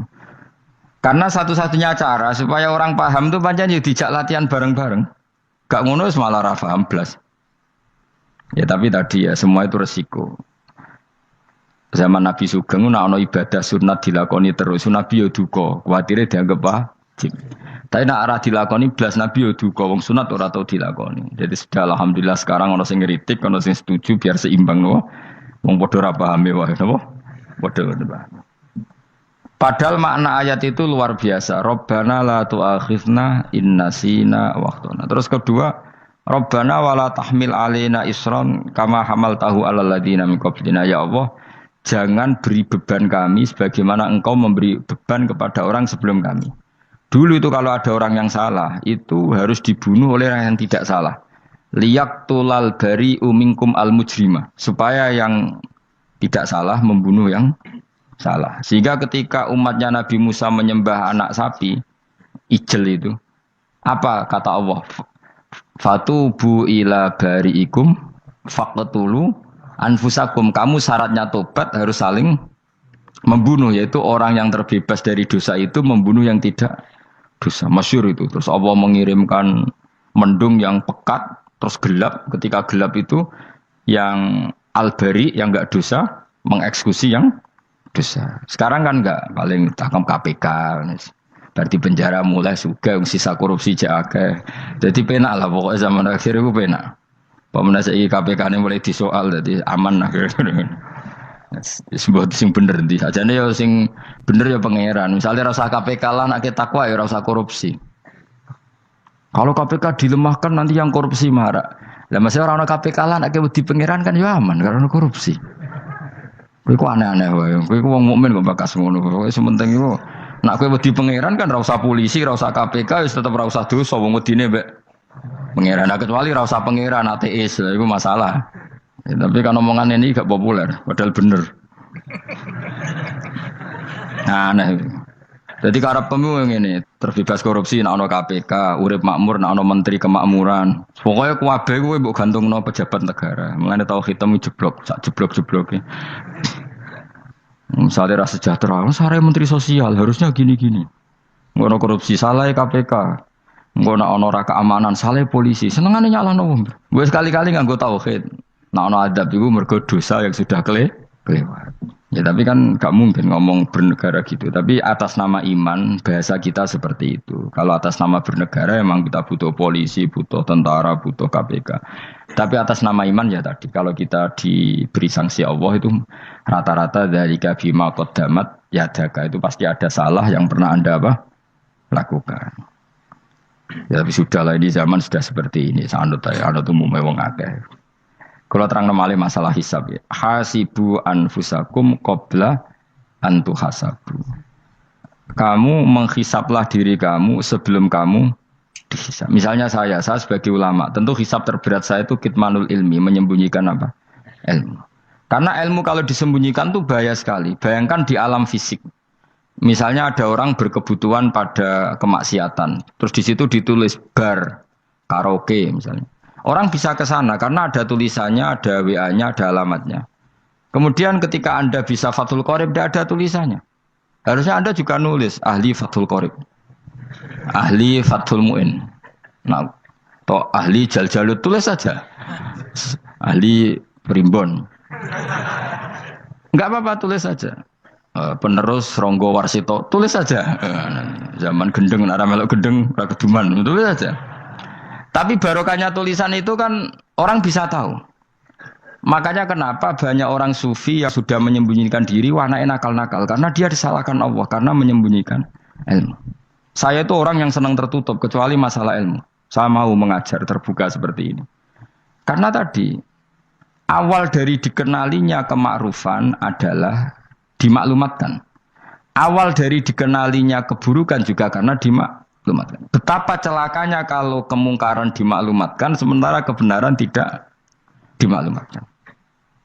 Makanya Mbah Mun itu sampai berfatwa, Mbah Mun guru saya itu. Nak ono masjid ra ono menawarane Mbah Mun duka. Masjid kok ora ono menarane, wajib ono. Dulu saya iskal kenapa menara jadi wajib. Tapi setelah saya tambah angan-angan, secara fikih jelas tidak wajib. Tapi coba bayangkan, misalnya ada bar lampunya tinggi, orang dari jauh tahu itu bar. Sehingga kalau mau maksiat misalnya ingin ke sana. Sekarang misalnya masjid gak ada menara nih, ada orang ingin sholat, ada masjid tahu orang. Tapi baru kayak ada menaranya kan? Tahu. Intinya semua kebaikan itu harus dimanarohkan. Makanya manaroh itu dari kata nur. Dimenarakan, dari kata nur, dari kata dicahayakan, dimaklumatkan. Sehingga mulai dulu lama itu meskipun humul itu menyembunyikan diri. Tapi kalau masalah ilmu mereka membuka diri. Loh coba kalau misalnya ngaji seperti saya ini, saya tidak terang-terangan jadi orang alim. Sebetulnya nggak baik. Kalau kamu ujub, sombong, aku orang alim itu tidak baik. Tapi kalau kita kan tidak karena ujub tadi, harus memaklumatkan. Coba berapa bapak-bapak yang tertolong nyari bidan ketika istrinya hamil. Gara-gara tulisan karena yang nolong itu bidan. Ya kan? Dokter gigi. Atau kalau nggak dokter, ya ahli gigi. Ahli gigi itu yang dipasang tanpa medis itu. Nggak kamu menjadi tahu karena apa coba? Tulisan kan. Tapi kenapa kebaikan tidak seperti itu? Harusnya sampean itu tulis saja. Misalnya sampean nggak alim saja, maklar orang alim. Siap menyalurkan ke tempat-tempat orang alim. Coba TKI tenaga kerja itu. Mereka tahu Korea, Hongkong karena bisa penyalur tenaga kerja. Tulis saja rumah kamu penyalur ke orang alim. Nanti antar ke berduaan. Kalau ada orang tanya, maksudnya gimana? Kalau butuh orang alim, tak antarkan. Oh ya sudah, itu kalau se-Indonesia, itu luar biasa. Jadi yang ngajinya dulu Fathul Qorib sampai bab sholat itu saja. Ahli Fathul Qorib sampai bab sholat. Terus saja dalam kurung, pemahaman pas-pasan. Enggak apa-apa. Lo coba, dokter itu kan fair. Kalau ilmunya pas-pasan tulis dokter umum. Kalau dia merasa pinter, dokter spesialis. Dan itu menjadi orang tahu. Tulis saya kan ke ahli saraf. Nah, Loh, boten guyon itu betul. Makanya saya ini termasuk orang yang menyembunyikan diri. Tapi kalau bab ilmu ndak. Sehingga nyun sewu saya tidak sombong, banyak gus-gus alim yang ngaji saya Jamul Jame, ngaji Mahali. Padahal itu kitab tersulit di pondok. Tapi gara-gara saya sering cerita, saya pernah ngaji Jamul Jame sama Mbah Mun. Saya pernah mentakriri kitab ini, kitab ini. Hanya banyak yang ngaji saya. Kalau tanpa itu kan mereka tidak tahu. Ya sama nggak apa-apa kalau menyaingi saya. Tulis saja di rumah kamu, ahli Jamul Jame. Barang diparani ahli apa? Ahli jilid. Maksudnya kalau kitab kamu rusak, bawa sini. Ya enggak apa-apa. Nah, sehingga syarat utama jadi nabi itu sebetulnya memaklumatkan diri. Ya saya ulang lagi. Pertama nabi jadi nabi syaratnya apa? Memaklumatkan diri. Sehingga pertama beliau jadi nabi naik gunung Sofa, kemudian ya maksara Quraisyin halummu ilayya, wahai orang Quraisy ke sini. Terus nabi mulai manggil satu-satu, ya Bani Abdi Amanaf ke sini, ya Bani Fihr ke sini. Terus saya ini adalah an-nadhirul mubin. Saya sekarang diangkat jadi nabi. Terus Abu Lahab marah-marah, tabbannaka ya Muhammad alihada jama'tana. Muhammad kamu itu orang sial, kita enak-enakan tidur gara-gara kamu manggil kita datang, ternyata hanya untuk urusan seperti ini. Makanya terus ada tabbat yada abi labi watab. Tapi yang iman kemudian tanya, Muhammad kalau kamu setelah jadi nabi, misinya apa? Saya diutus Allah untuk kamu menyembah Allah, tidak boleh menyekutukan Allah. Dan Allah memerintahkan kamu afaf itu meninggalkan zina, meninggalkan maling, gini-gini. Coba kalau Nabi tidak memaklumatkan diri, jadi Nabi seklunak-klunus, ketemu wong monggo nggih. Ada temu dia nggih. Sengerti nak Nabi ku sapa sih? Sehingga orang-orang yang humul, yang menyembunyikan diri itu di bab ulama masalah besar itu. Karena ciri utama dosa adalah kitmanul ilm. Makanya Nabi sidik amanat tabligh fatona. Tabligh itu lawan katanya apa? Kitman. Makanya saya ngaji di mana-mana. Saya di Jakarta ngaji, di sini ngaji, di Pasuruan ngaji. Harus dimaklumatkan ilmu. Dan kalau ada orang tanya ya tak jawab. Saya itu kitab yang paling aneh di pesantren, misalnya yang mulai aneh lah, gak Jamul Jame. Saya sampai sekarang masih ngajar Jamul Jame. Kitab yang aneh. Macane lagi roh judulnya pusing. Jamul Jawame, kumpulane pira-pira kumpulan. Jadi ilmu apa ae ana ning kono. Sing gak ana ilmu dukun, mboten enten. Ilmu carane bodoni ya ora ana. Ning kono mau carane mlebu swarga tok. Mane potensi kula mlebu swarga itu tinggi sekali. Cara sing model piye duwe. Dadi mun. Dadi cara sing model piye duwe. Dadi cukup banyak napa? Cara. Sampe nek ndek cara sitok orang mesti, kalau nu gak ada cara kata. Jadi nak dari cara iki mentok, ganti cara iki mentok. Ya terakhir paling gampang itu cara nganggo fadole pangeran. Iku kena mbok tiru. Pokoke mbok swarga nganggo fadole pangeran. Masalah utama kita sebetulnya itu. Makanya saya tidak pati cocok sama orang sufi itu. Kebenaran itu harus dimaklumatkan. Sementara orang sufi itu ingin menyembunyikan diri. Itu kalau untuk yang alim itu tidak bagus. Wong kita saja tahu itu dokter atau bidan karena tulisan. Ini bidan, ini dokter. Dan mereka jujur, dokter umum, dokter spesialis. Loh, coba misalnya di kota, kamu tulis saja, penyalur kebaikan. Orang yang ingin mondok, pondok pilihannya ada, Sarang ada, Peloso, Lirboyo. Kalau saya ke sana gimana? Saya kenal Gusnya. Tak anter. Wan keren, juga ada penyalur. Kalau orang bisa tersalurkan ke Korea, ke Korut, ke Jepang karena tulisan, kenapa tidak banyak orang tersalur kebaikan karena tulisan? Gue orang mau kelunak orang jelas. Meskipun nanti ditawari orang, mesti dulu sih ahli takrib, mesti wong guyu. Ahli fathul qorib sampai bab sholat. Tulis saja jujur, maaf tapi hanya sampai bab sholat. Tulis saja, ada maafnya barang, maaf. Tapi sampai bab sholat. Enggak apa-apa. Paling untuk wong sowan. Darian mau doa jenengan 2 tahun. Tapi ini bodohnya mau 3 bulan. Mulai ngajine dok bab. Enggak apa-apa. Loh itu dulu memang begitu. Rasulullah zaman Sugeng itu kalau ngajari santrinya itu balighu anni walau ayah, maklumatkan ke kampung kamu meskipun 1 ayat. Banyak sahabat kalau ditanya ya tidak bisa karena ngajinya tidak hatam. Tapi ya terus enggak apa-apa, engko tak soano Abu Bakar, tak soano Umar, ditanyakan yang lebih pintar. Saking tidak pahamnya sahabat itu lucu ketika ada ayat wa kulu washrabu hatta yatabayyana lakumul khaytul abyadu minal khaytil aswad. Itu kalau mau tidur ya benar-benar bawa benang putih sama benang hitam, ditulis dipasang di pintunya. Jadi kalau makan diinceng lagi, kok masih belum kelihatan, wah masih boleh makan. Gitu. Terus begitu. Kalau sudah mulai syuruk, mulai padang, wah berarti sudah imsak. Jadi karena makanlah dan minumlah sampai benang hitam terbedakan dari benang putih. Artinya kalau malam kan, dulu kan nggak ada listrik, nggak ada lampu. Berarti kalau benar-benar masih malam nggak terlihat, berarti masih boleh makan. Nanti terus dilihat gitu. Terus, ya sudah wakafnya di situ. Hatta yatabayyana lakumul khaytul abyadu minal khaytil aswad. Wakaf dulu. Terus akhirnya Kanjeng Nabi itu piye kok umatku dadi masangi benang ini.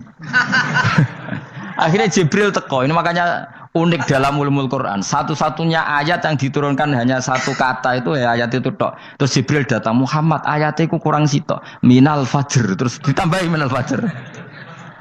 Jadi minal fajr itu unik. Ada Jibril jauh-jauh dari langit. Iku mau nurun apa? Minal fajr. Makanya kalau kamu nanti dites, kalau ingin jadi dokter tafsir dites, ada satu kalimat yang diturunkan jauh-jauh Jibril ke bumi. Apa kalimat itu? Jawabannya minal fajr. Wis alim gue yakin alim. Memang ikut tak? Masa itu? Mergo gara-gara sahabat itu terus masangi apa? Benang ngincang. Akhirnya minal fajr. Baru mereka tahu maksud fajar, maksud apa? Benang hitam artinya malam, benang putih artinya fajar. Sodik sudah menyingsing. Semenjak itu sudah ada benang-benangan karena jadi orang-orang ngono maksudnya iki kurang sithik terus turun apa? Minal fajar ya. Jadi nanti kalau sampai latihan tes jadi dokter apa? Tafsir. Ayat mana yang diturunkan hanya satu kalimat atau satu kata jawab apa? Minal fajar. Itu lolos langsung dokter. Pun pinter. Ya pinter ngerpek maksudnya ora digandeng. Lah nanti hubungan kita dengan Allah ya seperti itu. Sejauh mana kita memaklumatkan Allah, sejauh mana kita mengkampanyakan Allah. Saya berkali-kali bilang, saya kemarin kan di Korea, itu sebetulnya saya yakin hanya doa saya. Saya sering berdoa, ya Allah, Engkau dipuji di langit dan di bumi. Lalu kalau di bumi ateis, itu caranya kayak apa? Dulu saya itu terobati karena Uni Soviet setelah persemakmuran banyak menjadi negara apa? Islam. Berarti itu bukti bahwa Allah pun dipuji di bumi Uni Soviet. Lalu yang kayak Korea kayak apa? Ternyata betul Koreanya tetap ateis, tapi gara-gara diserbu wong Indonesia. 49.000 wong Indonesia ning Korea Selatan. Iku mbok gawe sing salat separuh, iku jek pira? 24, kira-kira ya selawe digawe 20.000. Iku 20.000 salat kabeh, tahlilan kabeh surwame. Lah kok sing ngritik tahlil muni sunah Rasul tok wis rame. Wis pokoke rame lah walhasil. Sitok tahlilan wah itu enggak ada hadisnya. Wis gak apa-apa sing penting muni hadis sing sitok tahlil muni hadis ya ibadah, tahlil ya ibadah. Mbok lah soal kok bener ding totalan guri sing penting rame. Maksudnya sementing rame ngomong visi Islam. Sitok Islam tahlil, sitok Islam sunnah Rasul enggak masalah. Wong ape yakin bener saiki ya ora ono klarifikasi, tapi sementing kan kabeh ngomong tentang Islam. Artinya gini, Allah punya cara untuk supaya bumi Korea itu ada yang bertasbih bersujud. Mil'us samawati wa mil'ul. Allah tidak kurang cara. Golek wong kedonyan ditawarik ke sana demi uang, bareng wis ning kono dielingno pangeran. Segawe masjid, kontrak masjid macam-macam lah, masjid kontrakan ning Korea. Nang kene ra ono masjid. Pusing.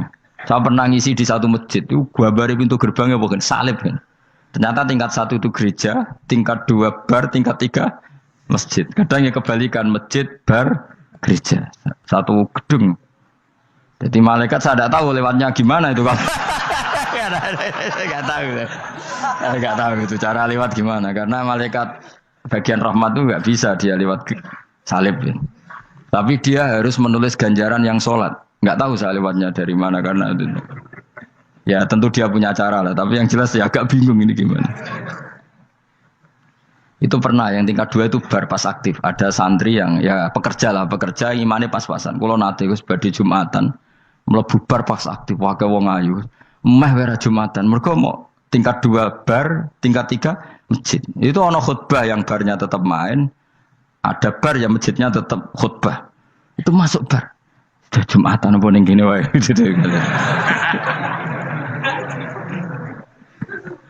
Akhirnya ya di situ beberapa menit terus ada komat Jumatan. Aduh. Dosa ta Gus ini. Ya aku muni. Ya segelem Jumatan ku apik. Wong seperti dilakoni kok takok dosa ta Gus ini. Oh raimu kadung lakoni kok takok. Artinya gini, Allah punya cara untuk menyebarkan Islam di Korea. Sama seperti Allah punya cara untuk menyebarkan Islam apa? Di Indonesia. Dulu orang Gujarat, Punjab, ya sejarah ini menurut saya ya tetap sebagiannya benar. Meskipun tidak seluruhnya benarnya sejarah Islam masuk Indonesia rata-rata orang kan menulis pedagang Gujarat, India ke Indonesia dagang karena mereka mukmin akhirnya juga menyebarkan apa? Islam. Tapi itu jelas nyata. Meskipun tidak semuanya seperti itu karena ada yang dibawa Yusuf Baros itu yang muridnya Sayyidina Ali itu. Terus juga ada yang dibawa beberapa habaib dari Yaman langsung ke Indonesia. Kayak yang di daerah Tuban itu kan langsung habib-habib dari Samarkand langsung ke mana? Tuban. Makanya saya bilang sejarah itu semuanya benar. Karena memang variasi masuknya Islam di Indonesia itu banyak. Jadi itu enggak masalah. Sampai niru sing kedunyan mawon sing luwih gampang napa? Lho nggih to, kayak Jakarta itu kan kota kayak gitu. Baru kayak wong kedunyan orang ke Jakarta semua. Gara-gara tahu mondok pedutan tadi ahli Fathul Qorib tadi yang sampai bab salat terus bikin masjid. Iku coba takoki faraid terang ora iso. Pemene takoki muamalah terang ora iso, tapi nak trimo carane salat sing batal apa ngentut roh dene. Aduh. Ilmune kok roh nak nganti bab iku jek roh. Sing batal salat apa jek roh dene. Ngentut nyekel wong wedok jek roh. Tapi mbok aja takoki sing detail apa? Cara mengenali kiblat dengan hisab yauma rasdil kiblat itu serang arah iso. Atau nganggo komputer, delok. Nganggo jam, nganggo kompas. Padahal ana ilmune yauma rasdil apa? Kiblat. Di bulan tertentu, hari tertentu itu nanti matahari tepat di atas Ka'bah. Serang arah iso, nak ngono niku serang arah iso. Ya saya ulang lagi ya. Jadi kesalahan kita adalah kebenaran itu kita sembunyikan. Padahal awal dikenalnya Islam itu lewat i'lam. Fasda bima tu'maru. Kebenaran harus dimaklumat. Tapi problemnya Islam Indonesia tuh kadang humul tuh bangga. Enggak dikenal orang itu bangga gini. Oke lah, kalau yang enggak, saya sendiri ya suka humul. Sampai sekarang saya suka humul. Saya sampai sekarang enggak suka tamu. Bukan karena benci tamu, ribet. Maksud saya kalau sowan kiai ya ngaji saja, ora usah sowan. Oh ribet. Ya lucu kan, seneng Gus Bak jare wong alim. Terus senenge mau sowan tok ngaji ra gelem iku piye karepe. Wong kok aneh. Iku berarti kalau karo kowe seneng dokter, di konsultasi obat ra gelem tapi ngajak jagongan. Dok, jenengan tiyang pundi? Jenengan manggen dalem mriki mulai tahun pinten? Lah ya kowe takok dokter kemalan. Mesti nek kowe takok laram apa, obate apa kok malah kenalan. Pindah Jogja tahun pinten, Dok? Dan jenengan kawin mriki tahun pinten? Lha wong jare Gus Bae wong alim kok sowan ngono. Jenengan kelahiran tahun pinten, Gus? Zaman dinosaurus. Wong alim kok takoki lahire iku piye karepe? Sesuk tak gak takok pisan matiku kapan to.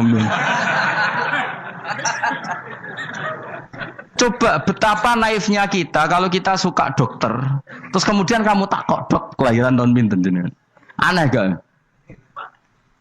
Nak kowe seneng dokter mergo mau konsultasi berobat ya ngomong saja apa yang kamu butuhkan. Aku seneng wong alim yo ngaji titik. Nah kowe misalnya seneng artis, delok konser artisnya takok kelahiran tahun piro. Gak penting artis ayu mbok delok seneng wis sudah gitu aja. Ora wong alim yo ngono ngaji seneng. Ini kadang wong Jawa lucu, seneng wong alim sowan terus takok-takok. Waneh iku dudu obatno ngono, yakin ngono. Maksudnya bu sing profesional, maksudnya sing rontok bener sidik lah, jadi wong coba bener nemen-nemen gak mungkin, wis pokoknya bener sidik-sidik. Makanya kemarin ngaji apa Nasoihul Ibad kan gitu, mujalah satu ulama artinya apa? Fi majlisil ilm ketika ngaji, rokok mujalah satu ulama utawa sowan, matekno wong ini tejo. Kulo termasuk kiai yang kampanye ini. Soalnya termasuk kiai terkenal tapi sing tamu kulo rapati kathah. Gue jaga masyaallah tenan wis. Muga-muga rodok tobat sithik-sithik lho maksudnya. Maksudnya ya sudah lah. Ya tadi hubungan wong alim ya sudah ngaji. Kalau hubungan sama dokter ya tanya konsultasi apa? Medis. Kan lebih enak. Nah, hubungan mbek dukun wis takok wis. Mbah niki menyangking pundi. Kok jenengan dermemel nglafat nopo sing Kalimatnya sing jelas. Kena apa nak dermemel mandi, nak jelas kok ora mandi ku piye? Takono. Aku ya guru pun bae dukun. Wong kalimatnya ra jelas kok mandi. Nak jelas gak mandi. Berkok nak jelas kita bodoh nih. Ayo gumun mantra iku mesti gak. Wae rungokno tenanan kalimatnya terus ra jelas. Dukun-dukun dulu. Lho kok mandi, nak jelas malah mandi. Mandine tenan ora ya ora. Ya saya ulang lagi ya. Jadi sebab itu di Quran sering ada kata i'lamu, kenalilah, ketahuilah. Jadi awal dari agama ini adalah harus tahu. Maka menyangkut harus tahu ini lalu Allah bikin media. Media itu apa saja. Tapi lalu kita bisa berdebat tentang media. Itu yang kita tidak tahu nanti hisabnya di depan Allah Subhanahu wa taala. Saya sampai sekarang itu nggak tahu, nggak pernah bilang halal, nggak pernah bilang haram. Misalnya gini ya buat ini dengerin ya. Di Korea ini sering teman-teman cerita. Ada beberapa majikan yang baik sama umat Islam, yang bekerja Muslim. Itu kalau dipamiti sholat, kan, Pak majikan saya mau sholat. Sholat itu apa? Mereka bilang dengan bahasa analogi di Korea. Pokoknya sholat itu sembahyang. Ketika sholat itu ditanya sama orang Korea, loh kamu itu sembahyang kok tidak ada patungnya? Karena pengetahuan mereka yang namanya sembahyang itu ada patungnya. Ada yang baik, apa sekalian tak belikin patung? Jadi wong Islam pas sholat tuh didelok ngarepe dhuwure kok gak ono patung. Ono sing ape sujud tuh digambarno salib. Mergo dekne denger-denger kalau karena tidak tahu Islam itu apa. Sementing ada personifikasi Tuhan. Ada lagi ini yang agak ngeri. Ada pegawai Garuda karena dia agak terpelajar waktu sholat, dia sholat sama krunya di mall. Itu langsung security mall nelpon polisi. Ini ada ritual teroris kata. Jadi sholat itu dianggap mukadimah sebelum ngebom. Jadi ritual. Pertanyaannya adalah karena mereka tidak pernah ngerti sholat itu kayak apa. Dan kadang-kadang orang ngerti bahwa sholat itu adalah ritual umat Islam itu lewat media. Media itu bisa berita, bisa dokumenter, bisa apa saja. Kita tidak pernah tahu cara Allah mengertikan. Seperti kita tidak pernah tahu madzhab Mu'tazilah, tahunya itu dari kitab-kitab ahli sunnah wal jamaah. Coba kita semua misalnya tahu madzhab yang aneh, Mu'tazilah, Jabariyah, Qadariyah, itu dari kitab mereka apa dari kitab ahli sunnah? Dari kitab ahli sunnah. Maka bisa saja informasi keburukan itu dari orang baik dan informasi kebaikan dari orang buruk. Kita tidak pernah tahu. Karena ini yang bisa ngelola hanya Allah Subhanahu wa taala. Tidak bisa, kita tidak bisa, hanya Allah yang bisa. Maka perdebatan Ahmad bin Hambal dengan Haris al-Muhasibi itu seperti itu. Misalnya gini, tak kiri contoh. Haris al-Muhasibi itu orang alim allamah. Dia ahli sunnah mandat, pokoknya ahli sunnah sekali. Dia mau ngarang kitab tentang dia menentang Mu'tazilah, menentang Qadariyah, menentang Syiah. Terus setelah mau ngarang kitab, ditanya sama Imam Ahmad, ya Haris, kalau kamu ngeritik Mu'tazilah, awalnya gimana caranya kalau ngarang kitab? Ya saya cerita pendapat mereka dulu, lalu saya saya tentang. Imam Ahmad guyu-guyu. Bukankah setelah kamu cerita mazhab mereka plus argumentasi mereka, jangan-jangan pembacanya sudah tertarik. Pas kamu nentang, kamu sudah dianggap gawe-gawe. Karena kadung tertarik. Saya tak contoh wae, misalnya gini, kowe sekarang rasa bareng dadi wong soleh biasa wae. Aku ana gambar wong wedok montok tak tulis, hindari ini. Kira-kira dia maca hindari apa gambare? Enggak jawab ya, kira-kira lho. Sing mbok nikmati kata hindari apa? Sing mbok eling-eling kalimat hindari apa gambare? Kira-kira. Padahal tulisannya apa? Hindari bahaya ini. Bahaya ndi terus didelok. Terus sing dieling-eling ora hindarine tapi sama.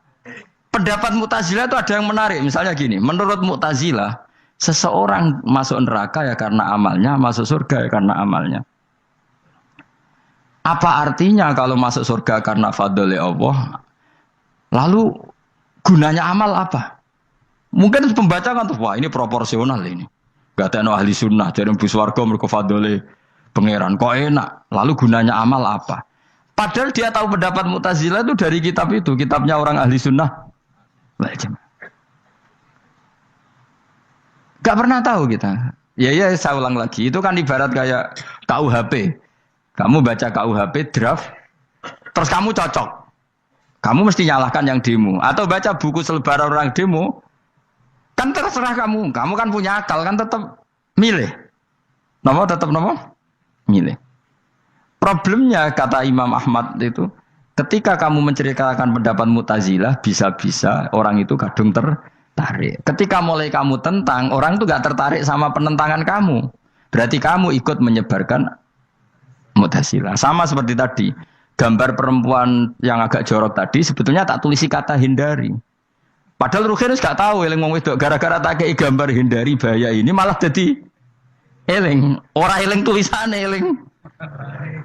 Nah, hakikat saya ini penyebar kata hindari apa penyebar gambar itu? Coba. Lalu status saya ini pengedar gambar itu apa pengedar kata hindari? Lah iya yang mengedarkan kata hindari tapi yang mengedarkan. Nah, sama sekarang pertanyaannya, kalau kamu ngarang kitab anti Mu'tazilah itu sebenarnya pengedar mazhab Mu'tazilah apa penentang? Ya pengedar juga karena umat tahu dari kitab kamu. Dong toh. Lah ya mulane ku dadi perdebatan, kok kaya iya kaya ora. Yo waktu gale gini misalnya. Kamu jangan milih presiden yang dari militer, itu pasti keras, tegas, terus kaku. Ternyata pembaca itu wataknya militer. Lu cari yang begini, pusing kan kamu. Agak suka presiden sipil, nggak tegas. Padahal kamu nulis itu untuk menggiring orang milih presiden. Jangan milih yang militer, pasti tegas, nggak demokratis, nggak nerima pendapat. Ternyata pembacanya suka saya punya pemimpin yang tegas. Habis kamu kan? Yang tahu hati orang itu siapa? Makanya ketika kitab Ahli Sunnah dipenuhi dengan cerita-cerita madzhab Mu'tazilah, itu sebetulnya kamu itu pengedar apa penentang? Itu pertanyaan Ahmad bin. Akhirnya Imam Haris Al-Muhasibi bilang gini, enggak maksud jenengan itu ngelarang apa dukung. Pokoknya mergo mangkel. Dari Imam Haris, yo aku pokoknya ngomong ngono ae pokoknya. Terus akhirnya Imam Yus nangoten kita arahe jenengan mboten sedo ngarang. Makanya Haris Al-Muhasibi akhirnya enggak mengarang kitab itu. Dia sebenarnya pernah rencana Kitabul Firaq fil Islam. Dia mau ngarang kitab kelompok-kelompok dalam Islam. Ya coba mau apa coba? Misalnya kamu bela tahlil, nasibnya juga seperti itu. Hujahnya tahlil, ini gini. Terus hujahnya penentang tahlil. Yang bisa mengendalikan pikiran pembaca siapa? Ternyata dia tertarik sama pikiran penentang. Lucunya yang menceritakan kamu, pengagum tahlil. Kan tidak pernah tahu. Mana nak cari ceritanya Mbah Mun itu lucu. Mbah Mun itu mondok Lirboyo. Itu di Bandar Kidul akeh wong ayu. Itu dulu babanya Mbah Mun itu ada yang suka orang sana sampai nikah orang sana juga pulang ke sarang. Itu diantara mbah-mbahnya Mbah Mun. Suka perempuan sana terus nikah sana nggak pernah pulang ke sarang. Mbah Mun itu lahir dari adiknya, pokoknya dari keluarga, dari saudara yang nggak pernah pulang dari Bandar. Diwasiati, mun nak mondok ujo geman dolan ning Bandar Kidul. Gak akeh wong ayu. Akhirnya malah penasaran. Justru kalimat itu yang menjadikan maksudnya ku ajune nganti sepiro kok nganti mbahku katut kan malah akhirnya penasaran. Lare kata Mbah Mun tak angen-angen bener Imam Ahmad bin Hambal. Maksudnya itu kalimat itu pancen ribet. Kalimat itu ribet pancen. Coba milih mana coba? Jong ojo geman moro pasar opo lah nang daerah kono. Ono opo? Bahaya kan. Gara-gara kamu melafatkan itu malah orang penasaran. Di sana ada bareng delok ning kono ya nak terus mulai tak ora. Nah, makanya pertanyaannya, pengarang buku juga kena hisab karena sebetulnya apa yang dia tentang orang lain menjadi tahu karena ceritanya dia. Coba kamu ngarang kitab saja yang anti Syiah atau anti Mu'tazilah atau anti Murji'ah atau anti otoritarian, mesti pembaca itu nggak bisa kamu kendalikan. Nah, itu juga rawan hisab, makanya berat. Pokoknya walatus alunna yauma idzin anin naim. Semua itu nanti dimintai tanggung jawab oleh Allah Subhanahu wa Ta'ala. Karena kita tidak pernah tahu. Akhirnya Haris Al-Muhasibi gak ngarang kitab. Imam Ahmad